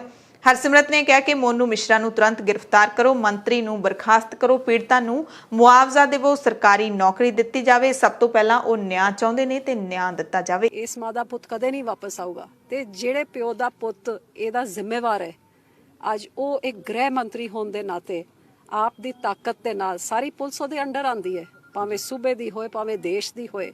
ਅੱਜ ਆਪਣੇ ਪੁੱਤ ਨੂੰ ਜਿਹਨੇ ਇਹ ਜਾਨਾਂ ਬੇਕਸੂਰਾਂ ਦੀ ਲਿੱਤੀਆਂ ਨੇ, ਨਾ ਉਹ ਮੰਤਰੀ ਕੁਝ ਕਰ ਰਿਹਾ ਤੇ ਨਾ ਹੀ ਉਹਦਾ ਪੁੱਤ ਨੂੰ ਆਪਣਾ ਬੰਦੀ ਹੋਈ ਸਜ਼ਾ ਮਿਲ ਰਹੀ ਹੈ, ਕਿਉਂਕਿ ਉਹ ਪਿਓ ਆਪ ਦੇ ਪੁੱਤ ਨੂੰ ਬਚਾਉਣ 'ਚ ਲੱਗਿਆ। ਲੇਕਿਨ ਪੁੱਤ ਹੁੰਦਾ ਹੈ, ਗਰੀਬ ਦਾ ਪੁੱਤ ਵੀ ਉਹਨਾਂ ਹੀ ਅਜ਼ੀਜ਼ ਆਪਣੇ ਮਾਪੇ ਨੂੰ ਹੁੰਦਾ ਹੈ ਜਿਨ੍ਹਾਂ ਇਸ ਮੰਤਰੀ ਸਾਹਿਬ ਨੂੰ ਆਪਣਾ ਪੁੱਤ ਹੈ। ਆਜ਼ਾਦ ਸਮਾਜ ਪਾਰਟੀ ਦੇ ਮੁਖੀ ਚੰਦਰ ਸ਼ੇਖਰ ਆਜ਼ਾਦ ਨੇ ਕਿਹਾ ਕਿ ਜੇ 7 ਦਿਨਾਂ ਦੇ ਅੰਦਰ ਅੰਦਰ ਹਿੰਸਾ ਦੇ ਦੋਸ਼ੀਆਂ ਨੂੰ ਗ੍ਰਿਫਤਾਰ ਨਹੀਂ ਕੀਤਾ ਜਾਂਦਾ ਤਾਂ ਉਹ ਅਤੇ ਉਹਨਾਂ ਦੇ ਜਿਹੜੇ ਸਾਥੀ ਹੈਗੇ ਨੇ ਉਹ ਪ੍ਰਧਾਨ ਮੰਤਰੀ ਨਰਿੰਦਰ ਮੋਦੀ ਦੀ ਰਿਹਾਇਸ਼ ਦਾ ਘਿਰਾਓ ਕਰਨਗੇ। ਇੱਕ ਵੱਡਾ ਐਲਾਨ ਹੈ ਜਿਹੜਾ ਕੀਤਾ ਗਿਆ, ਕਿਉਂਕਿ ਪ੍ਰਧਾਨ ਮੰਤਰੀ ਦੀ ਰਿਹਾਇਸ਼ ਦਾ ਘਿਰਾਓ ਕਰਨ ਕੋਈ ਵੀ ਪਹੁੰਚ ਨਹੀਂ ਪਾਇਆ, ਨਾ ਹੀ ਕੋਈ ਐਲਾਨ ਕਰਦਾ, ਪਰ ਇਹਨਾਂ ਨੇ ਕੀਤਾ। ਹੁਣ ਦੇਖਣਾ ਹੋਏਗਾ ਇਹਨਾਂ ਨੂੰ ਪਹੁੰਚਣ ਦਿੱਤਾ ਜਾਊਗਾ ਜਾਂ ਫਿਰ ਨਹੀਂ।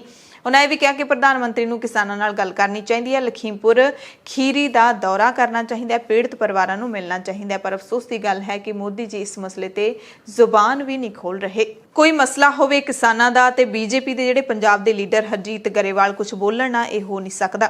ਉਹਨਾਂ ਨੇ ਵੀ ਹੁਣ ਆਪਣੀ ਜ਼ੁਬਾਨ ਖੋਲੀ ਹੈ ਲਖੀਮਪੁਰ ਖੀਰੀ ਘਟਨਾ ਤੇ ਕਿਹਾ ਕਿ ਨਾ ਅਪੀਲ ਨਾ ਦਲੀਲ, ਸਿੱਧੀ ਫਾਂਸੀ ਦੇ ਦਿਓ। ਇਸ ਤਰ੍ਹਾਂ ਲੋਕਤੰਤਰ ਦੇ ਵਿੱਚ ਨਹੀਂ ਹੁੰਦਾ। ਘਟਨਾ ਦੀ ਜਾਂਚ ਹੋ ਰਹੀ ਹੈ, ਜਿਨ੍ਹਾਂ ਲੋਕਾਂ ਨੇ ਅਪਰਾਧ ਕੀਤਾ ਉਹਨਾਂ ਨੂੰ ਸਜ਼ਾ ਮਿਲੇਗੀ, ਸਜ਼ਾ ਮਿਲ ਲੈਣ ਦਿਓ। ਇਸ ਤਰ੍ਹਾਂ ਦੇ ਲੋਕਾਂ ਨੂੰ ਪਾਰਟੀ ਵਿੱਚ ਥਾਂ ਦੇਣਾ ਵੀ ਗਲਤ ਹੋ ਜਾਂਦਾ ਹੈ। ਲਖੀਮਪੁਰ ਖੀਰੀ ਘਟਨਾ ਦੀ ਜਾਂਚ ਚੱਲ ਰਹੀ ਹੈ, ਜਾਂਚ ਏਜੰਸੀਆਂ ਨੂੰ ਜਾਂਚ ਕਰਨ ਦੇਣੀ ਚਾਹੀਦੀ ਹੈ। ਅਸੀਂ ਕੋਈ ਕਮੈਂਟ ਕਿਉਂ ਕਰੀਏ? ਯਾਨੀ ਕਿ ਉਹਨਾਂ ਨੇ ਆਪਣੀ ਸਰਕਾਰ ਨੂੰ ਵੀ ਲਪੇਟੇ 'ਚ ਲਿਆ ਤੇ ਜਿਹੜੇ ਵਿਰੋਧੀ ਪਾਰਟੀਆਂ ਵਿਰੋਧ ਕਰ ਰਹੀਆਂ ਨੇ ਉਹਨਾਂ ਨੂੰ ਵੀ ਜਿਹੜਾ ਹੈਗਾ ਤੰਜ ਕੱਸਿਆ ਹੈ। ਗਰੇਵਾਲ ਨੇ ਇਹ ਵੀ ਕਿਹਾ ਕਿ ਲਖੀਮਪੁਰ ਖੀਰੀ ਵਿੱਚ ਵੱਖ-ਵੱਖ ਲੋਕਾਂ ਦੀ ਮੌਤ ਹੋਈ ਹੈ। ਕੁਝ ਲੋਕ ਗੱਡੀ ਥੱਲੇ ਆ ਕੇ ਮਰੇ ਨੇ ਤੇ ਜਿਹੜੇ ਸਾਡੇ ਕਾਰਜਕਰਤਾ ਸੀ ਉਹਨਾਂ ਨੂੰ ਕੁੱਟ-ਕੁੱਟ ਕੇ ਮਾਰ ਦਿੱਤਾ ਗਿਆ। ਇਹ ਕਿਹਾ ਹੈ ਗਰੇਵਾਲ ਨੇ। ਕਹਿੰਦੇ ਮੇਰਾ ਇਸ ਘਟਨਾ ਤੋਂ ਬਹੁਤ ਮਨ ਦੁਖੀ ਹੈ। ਕਾਂਗਰਸ ਜਿਸ ਤਰ੍ਹਾਂ ਦੀ ਸਿਆਸਤ ਕਰ ਰਹੀ ਹੈ ਉਸ ਤਰ੍ਹਾਂ ਨਹੀਂ ਹੋਣਾ ਚਾਹੀਦਾ। ਤੇ ਕਾਂਗਰਸ ਇਸ ਘਟਨਾ ਨੂੰ ਲੈ ਕੇ ਜਿਸ ਤਰੀਕੇ ਦੇ ਨਾਲ ਰੋਸ ਮੁਜ਼ਾਹਰੇ ਕਰ ਰਹੀ ਹੈ, ਹਾਈ ਕਮਾਂਡ ਤੋਂ ਲੈ ਕੇ ਸੂਬਿਆਂ ਦੇ ਜਿਹੜੇ ਲੀਡਰ ਹੈਗੇ ਨੇ ਉਹ ਵੀ ਰੋਸ ਮੁਜ਼ਾਹਰਾ ਕਰ ਰਹੇ ਨੇ। ਇਸੇ ਦਰਮਿਆਨ ਜਿਹੜੇ ਰਣਨੀਤੀਕਾਰ ਹੈਗੇ ਨੇ, ਚੋਣ ਰਣਨੀਤੀਕਾਰ ਪ੍ਰਸ਼ਾਂਤ ਕਿਸ਼ੋਰ, ਉਹਨਾਂ ਦਾ ਇੱਕ ਵੱਡਾ ਬਿਆਨ ਆਇਆ ਹੈ। ਕਾਂਗਰਸ ਤੇ ਚੁਟਕੀ ਲਈ ਹੈ। ਪ੍ਰਸ਼ਾਂਤ ਕਿਸ਼ੋਰ ਨੇ ਟਵੀਟ ਕਰਕੇ ਕਿਹਾ ਕਿ ਜਿਹੜੇ ਲੋਕ ਇਹ ਉਮੀਦ ਕਰਦੇ ਨੇ ਕਿ ਲਖੀਮਪੁਰ ਖੀਰੀ ਦੀ ਘਟਨਾ ਗ੍ਰੈਂਡ ਓਲਡ ਪਾਰਟੀ ਯਾਨੀ ਕਿ ਕਾਂਗਰਸ ਦੀ ਅਗਵਾਈ ਵਾਲੀ ਵਿਰੋਧੀ ਧਿਰ ਨੂੰ ਤੁਰੰਤ ਮਜ਼ਬੂਤ ਕਰ ਦੇਵੇਗੀ, ਉਹਨਾਂ ਦੇ ਨਿਰਾਸ਼ਾ ਹੀ ਪੱਲੇ ਪਏਗੀ। ਉਹਨਾਂ ਕਿਹਾ ਕਿ ਬਦਕਿਸਮਤੀ ਨਾਲ ਗ੍ਰੈਂਡ ਓਲਡ ਪਾਰਟੀ ਦੀਆਂ ਸਮੱਸਿਆਵਾਂ ਅਤੇ ਇਸ ਦੇ ਢਾਂਚੇ ਦੀ ਕਮਜ਼ੋਰੀ ਦਾ ਕੋਈ ਛੇਤੀ ਹੱਲ ਨਹੀਂ ਹੈ। ਯਾਨੀ ਕਿ ਪ੍ਰਸ਼ਾਂਤ ਕਿਸ਼ੋਰ ਦਾ ਕਹਿਣਾ ਹੈ ਕਿ ਕਾਂਗਰਸ ਆਪਣੀਆਂ ਹੀ ਸਮੱਸਿਆਵਾਂ ਦੇ ਵਿੱਚ ਉਲਝੀ ਪਈ ਹੈ ਤਾਂ ਲਖੀਮਪੁਰ ਖੀਰੀ ਦੀ ਘਟਨਾ ਦਾ ਇਹਨਾਂ ਨੂੰ ਕੋਈ ਜ਼ਿਆਦਾ ਲਾਭ ਨਹੀਂ ਹੋਣ ਵਾਲਾ। ਇਸੇ ਦਰਮਿਆਨ ਨਵਜੋਤ ਸਿੰਘ ਸਿੱਧੂ ਤੇ ਵੀ ਸਵਾਲ ਚੁੱਕਣੇ ਸ਼ੁਰੂ ਕਰ ਦਿੱਤੇ ਨੇ ਵਿਰੋਧੀ ਪਾਰਟੀਆਂ ਨੇ। ਸ਼੍ਰੋਮਣੀ ਅਕਾਲੀ ਦਲ ਦੇ ਸੀਨੀਅਰ ਬੁਲਾਰੇ ਡਾਕਟਰ ਦਲਜੀਤ ਸਿੰਘ ਚੀਮਾ ਨੇ ਨਵਜੋਤ ਸਿੰਘ ਸਿੱਧੂ ਤੇ ਨਿਸ਼ਾਨਾ ਕਸਦਿਆਂ ਕਿਹਾ ਕਿ ਕਾਂਗਰਸ ਦੇ ਪ੍ਰਧਾਨ ਦੇ ਮਨ ਵਿੱਚ ਮੁੱਖ ਮੰਤਰੀ ਪ੍ਰਤੀ ਕਿੰਨੀ ਕੁ ਇੱਜ਼ਤ ਹੈ, 2 ਮਿੰਟ ਵੀ ਮੁੱਖ ਮੰਤਰੀ ਦੇ ਕਾਫਲੇ ਦਾ ਇੰਤਜ਼ਾਰ ਕਰਨ ਵਾਸਤੇ ਤਿਆਰ ਨਹੀਂ ਹੈ, ਇਹ ਸਪਸ਼ਟ ਹੋ ਗਿਆ। ਕਹਿੰਦੇ ਹਾਲੇ ਵੀ ਨਵਜੋਤ ਸਿੰਘ ਸਿੱਧੂ ਦੇ ਮਨ ਵਿੱਚ ਕਿੰਨੀ ਵੱਡੀ ਈਰਖਾ ਹੈ ਕਿ ਇੱਕ ਦਲਿਤ ਨੂੰ ਪੰਜਾਬ ਦਾ ਸੀਐਮ ਕਿਉਂ ਬਣਾਇਆ ਗਿਆ। ਕਹਿੰਦੇ ਉਹ ਹਿੱਕ ਠੋਕ ਕੇ ਕਹਿ ਰਿਹਾ ਹੈ ਕਿ ਜੇ ਭਗਵੰਤ ਸਿੰਘ ਸਿੱਧੂ ਦੇ ਮੁੰਡੇ ਨੂੰ ਸੀਐਮ ਬਣਾਉਂਦੇ ਫਿਰ ਦੇਖਦੇ। ਯਾਨੀ ਕਿ ਭਗਵੰਤ ਸਿੰਘ ਸਿੱਧੂ ਨਵਜੋਤ ਸਿੰਘ ਸਿੱਧੂ ਦੇ ਪੁੱਤਰ ਨੇ। ਇਸ ਵੀਡੀਓ ਤੋਂ ਇੱਕ ਹੋਰ ਝਲਕ ਕਹਿੰਦੇ ਸਪਸ਼ਟ ਹੋ ਗਈ ਹੈ ਕਿ ਕਾਂਗਰਸ ਦੀ ਬੇੜੀ ਡੁੱਬ ਰਹੀ ਹੈ। ਇਸ ਵੀਡੀਓ ਨੇ ਇਹ ਵੀ ਦਿਖਾ ਦਿੱਤਾ ਹੈ ਕਿ ਕਿਸਾਨਾਂ ਦੇ ਮਨ ਵਿੱਚ ਕਿਸੇ ਲਈ ਦਰਦ ਨਹੀਂ ਹੈ, ਇਹ ਇੱਕ ਦੂਸਰੇ ਤੋਂ ਅੱਗੇ ਲੰਘਣ ਦੀ ਈਰਖਾ ਦੇ ਵਿੱਚ ਭੱਜੇ ਫਿਰਦੇ ਨੇ। ਇਸ ਤਰ੍ਹਾਂ ਦੇ ਲੋਕ ਪੰਜਾਬ ਨੂੰ ਕੀ ਸੇਧ ਦੇ ਸਕਦੇ ਨੇ, ਇਹ ਹੁਣ ਪੰਜਾਬ ਦੀ ਜਨਤਾ ਤੈਅ ਕਰੇਗੀ। ਕਾਂਗਰਸ ਨੇ ਜੋ ਦਲਿਤ ਕਾਰਡ ਖੇਡਣ ਦੀ ਕੋਸ਼ਿਸ਼ ਕੀਤੀ ਸੀ ਉਹ ਸਾਰਾ ਕੁਝ ਇਸ ਵੀਡੀਓ ਤੋਂ ਬਾਅਦ ਸਾਹਮਣੇ ਆ ਗਿਆ। ਚੀਮਾ ਨੇ ਸੋਨੀਆ ਗਾਂਧੀ ਤੋਂ ਇਸ ਬਾਰੇ ਜਵਾਬ ਮੰਗਿਆ। ਦਰਅਸਲ ਨਵਜੋਤ ਸਿੰਘ ਸਿੱਧੂ ਦੀ ਜਿਹੜੀ ਆਡੀਓ ਪ੍ਰਚਾਰੀ ਜਾ ਰਹੀ ਹੈ ਉਸ ਦੇ ਵਿੱਚ ਸਿੱਧੂ ਕਹਿ ਰਹੇ ਨੇ ਕਿ ਹਲੇ ਸਕਸੈਸ ਕਿੱਥੇ, ਸਰਦਾਰ ਭਗਵੰਤ ਸਿੰਘ ਸਿੱਧੂ ਦੇ ਮੁੰਡੇ ਨੂੰ ਜਾਣ ਤਾਂ ਦੇਣ, ਫਿਰ ਪਤਾ ਲੱਗੇਗਾ। ਕਾਂਗਰਸ ਮਰਨ ਨੂੰ ਪਈ ਹੋਈ ਹੈ। ਸੋ ਇਹ ਜਿਹੜਾ ਬਿਆਨ ਹੈ ਇਹ ਕੀ ਖਾਸ ਤੌਰ ਤੇ ਮੁੱਖ ਮੰਤਰੀ ਚੰਨੀ ਦੇ ਲਈ ਦਿੱਤਾ ਗਿਆ ਹੈ ਜਾਂ ਫਿਰ ਯੂਪੀ ਦੀ ਪੁਲਿਸ ਦੇ ਲਈ ਦਿੱਤਾ ਗਿਆ ਹੈ, ਇਸ ਬਾਰੇ ਕੁਝ ਵੀ ਹਲੇ ਸਪਸ਼ਟ ਨਹੀਂ ਹੋ ਪਾਇਆ। ਪਰ ਸ਼੍ਰੋਮਣੀ ਅਕਾਲੀ ਦਲ ਨੇ ਨਿਸ਼ਾਨਾ ਜ਼ਰੂਰ ਕੱਸ ਦਿੱਤਾ ਹੈ ਕਿ ਸਿੱਧੂ ਨੂੰ ਚੰਨੀ ਮਨਜ਼ੂਰ ਨਹੀਂ। ਉਧਰ ਹਰਿਆਣਾ ਦੇ ਮੁੱਖ ਮੰਤਰੀ ਮਨੋਹਰ ਲਾਲ ਖੱਟਰ ਨੇ ਆਪਣੇ ਵਿਵਾਦਿਤ ਬਿਆਨ, ਜਿਹੜਾ ਡਾਂਗਾ ਚੁੱਕਣ ਵਾਲਾ ਬਿਆਨ ਸੀ, ਉਸ ਦੀ ਹਰ ਪਾਸੇ ਨਿਖੇਧੀ ਹੋਣ ਤੋਂ ਬਾਅਦ ਉਸ ਨੂੰ ਵਾਪਸ ਲੈ ਲਿਆ। ਨਵਰਾਤਰੇ ਦੇ ਦੂਸਰੇ ਦਿਨ ਪੰਚਕੂਲਾ ਦੇ ਮਾਤਾ ਮਨਸਾ ਦੇਵੀ ਮੰਦਿਰ ਵਿੱਚ ਮੱਥਾ ਟੇਕਣ ਪਹੁੰਚੇ ਖੱਟਰ ਨੇ ਕਿਹਾ ਕਿ ਮੇਰੇ ਮਨ ਵਿੱਚ ਕਿਸੇ ਪ੍ਰਤੀ ਕੋਈ ਮੈਲ ਨਹੀਂ ਹੈ, ਇਹ ਬਿਆਨ ਮੈਂ ਸਿਰਫ ਤੇ ਸਿਰਫ ਸਵੈ ਰੱਖਿਆ ਵਾਸਤੇ ਦਿੱਤਾ ਸੀ। ਖੱਟਰ ਨੇ ਕਿਹਾ ਕਿ ਮੇਰੇ ਬਿਆਨ ਤੋਂ ਨਾਰਾਜ਼ ਤੇ ਦੁਖੀ ਆਪਣੇ ਕਿਸਾਨ ਭਰਾਵਾਂ ਨੂੰ ਮੈਂ ਦੱਸਣਾ ਚਾਹੁੰਦਾ ਕਿ ਮੈਂ ਆਪਣਾ ਬਿਆਨ ਵਾਪਸ ਲੈ ਰਿਹਾ, ਕਿਉਂਕਿ ਮੈਂ ਨਹੀਂ ਚਾਹੁੰਦਾ ਹਰਿਆਣਾ ਦੇ ਵਿੱਚ ਕਿਸੇ ਵੀ ਤਰ੍ਹਾਂ ਦੇ ਅਜਿਹੇ ਹਾਲਾਤ ਪੈਦਾ ਹੋਣ ਜਿਹਦੇ ਨਾਲ ਸ਼ਾਂਤੀ ਭੰਗ ਹੋਵੇ। ਸਾਰਿਆਂ ਨੂੰ ਸ਼ਾਂਤੀ ਨਾਲ ਪ੍ਰਦਰਸ਼ਨ ਕਰਨ ਦੀ ਪੂਰੀ ਖੁੱਲ੍ਹ ਹੈ, ਇਹ ਕਿਹਾ ਹੈ ਖੱਟਰ ਨੇ। ਪਿਛਲੇ ਦਿਨੀ ਗੁਰਨਾਮ ਸਿੰਘ ਚੜੂਨੀ ਨੇ ਵੀ ਉਹਨਾਂ ਦੇ ਬਿਆਨ ਤੋਂ ਬਾਅਦ ਜਿਹੜਾ ਉਹਨਾਂ ਨੇ ਕਿਹਾ ਸੀ ਕਿ ਕਿਸਾਨਾਂ ਦੇ ਲਈ ਡਾਂਗਾ ਤਿਆਰ ਰੱਖੋ, ਜੈਸੇ ਕੋ ਤੈਸਾ, ਉਹਨਾਂ ਨੂੰ ਸਬਕ ਸਿਖਾਓ। ਤੇ ਚੜੂਨੀ ਨੇ ਚੈਲੰਜ ਕੀਤਾ ਸੀ ਕਿ ਮੇਰੇ ਨਾਲ ਪਹਿਲਾਂ ਤੁਸੀਂ ਆ ਕੇ 2 ਹੱਥ ਕਰ ਲਓ, ਫਿਰ ਆਪਾਂ फैसला करेंगे। बहुत प्रचार किया जा रहा है कि मुख्यमंत्री ने लठ उठाने की बात कही है, वो किसी के प्रति दुर्भावना के कारण से नहीं कही गई है, आत्मरक्षा के कारण से कही गई है। फिर भी हमारे कुछ किसान नेता, कुछ आंदोलनकारी लोग, उनको वो रास नहीं आया है और उन्होंने जगह जगह उसका विरोध करना शुरू किया है। अब माँ मनसा देवी जो शक्तिदायिनी शक्तिपीठ है, उन्होंने जो विश्वास दिलाया है कि वो सबकी रक्षा करेगी, तो मैं सबसे पहले तो उन किसान भाइयों को जिनको इसका थोड़ा कष्ट पहुंचा है उनके लिए बताना चाहता हूं कि मैं उस बयान को वापस लेता हूं, क्योंकि मैं नहीं चाहता कि हरियाणा में किसी प्रकार की कोई लॉ एंड ऑर्डर की स्थिति बिगड़े। ਕਸ਼ਮੀਰ ਦੇ ਵਿੱਚ ਵੀਰਵਾਰ ਨੂੰ 2 ਅਧਿਆਪਕਾਂ ਦਾ ਕਤਲ ਕੀਤੇ ਜਾਣ ਤੋਂ ਬਾਅਦ ਇੱਥੇ ਰੋਹ ਫੈਲ ਗਿਆ। ਵੱਡੀ ਗਿਣਤੀ ਦੇ ਵਿੱਚ ਸਿੱਖ ਭਾਈਚਾਰੇ ਦੇ ਲੋਕ ਸੜਕਾਂ ਦੇ ਉੱਤੇ ਉਤਰੇ। ਇੱਕ ਸਿੱਖ ਪ੍ਰਿੰਸੀਪਲ ਸੁਪਿੰਦਰ ਕੌਰ ਤੇ ਇੱਕ ਕਸ਼ਮੀਰੀ ਪੰਡਿਤ ਅਧਿਆਪਕ ਦੀਪਕ ਚੰਦ ਦਾ ਕਤਲ ਕਰ ਦਿੱਤਾ ਗਿਆ। ਦਹਿਸ਼ਤਗਰਦਾਂ ਨੇ ਸਕੂਲ ਦੇ ਵਿੱਚ ਵੜ ਕੇ ਗੋਲੀਆਂ ਮਾਰ ਦਿੱਤੀਆਂ ਸੀ ਤੇ ਸੁਪਿੰਦਰ ਕੌਰ ਨੂੰ ਹਜ਼ਾਰਾਂ ਨਮ ਅੱਖਾਂ ਦੇ ਨਾਲ ਅੰਤਿਮ ਵਿਦਾਈ ਦਿੱਤੀ ਗਈ। ਸੰਸਕਾਰ ਮੌਕੇ ਇਨਸਾਫ ਦੇ ਲਈ ਨਾਅਰੇ ਵੀ ਗੂੰਜੇ। ਸੁਪਿੰਦਰ ਕੌਰ ਦੀ ਅੰਤਿਮ ਯਾਤਰਾ ਵਿੱਚ ਸਿੱਖ ਕੌਮ ਦੇ ਸੈਂਕੜੇ ਜਿਹੜੇ ਲੋਕ ਹੈਗੇ ਨੇ ਉਹਨਾਂ ਨੇ ਹਿੱਸਾ ਲਿਆ।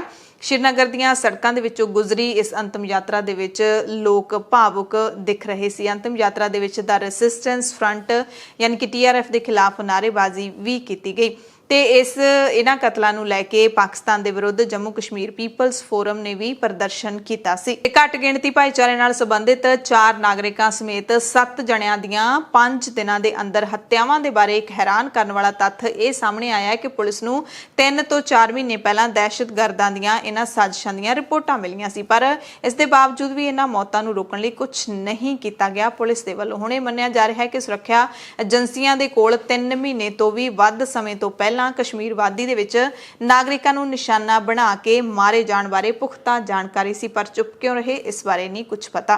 ਪੰਜਾਬ ਦੇ ਮੁੱਖ ਮੰਤਰੀ ਚਰਨਜੀਤ ਸਿੰਘ ਚੰਨੀ ਨੇ ਵੀ ਇਸ ਘਟਨਾ ਤੇ ਡੂੰਘੇ ਦੁੱਖ ਦਾ ਪ੍ਰਗਟਾਵਾ ਕੀਤਾ ਹੈ।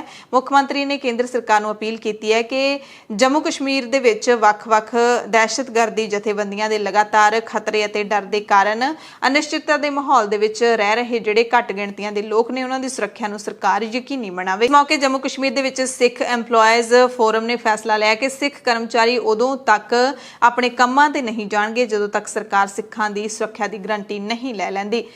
ਦਿੱਲੀ ਦੇ ਸਿੱਖ ਲੀਡਰ ਮਨਜਿੰਦਰ ਸਿੰਘ ਸਿਰਸਾ ਨੇ ਵੀ ਇਸ ਘਟਨਾ ਤੇ ਦੁੱਖ ਜਤਾਉਂਦਿਆਂ ਸਿੱਖਾਂ ਦੀ ਸੁਰੱਖਿਆ ਯਕੀਨੀ ਬਣਾਉਣ ਦੀ ਮੰਗ ਕੀਤੀ है। दिल्ली के अंदर श्रीनगर में सुपिंदर कौर टीचर का बेरहमी से कत्ल किया गया दहशतगर्दों द्वारा, केवल इसलिए चुनकर उनका आई कार्ड देखकर मारा गया क्योंकि वो नॉन मुस्लिम थे और माइनॉरिटी के लोग थे वहाँ पे, और उन्होंने आज़ादी का इस स्कूल में मनाया था।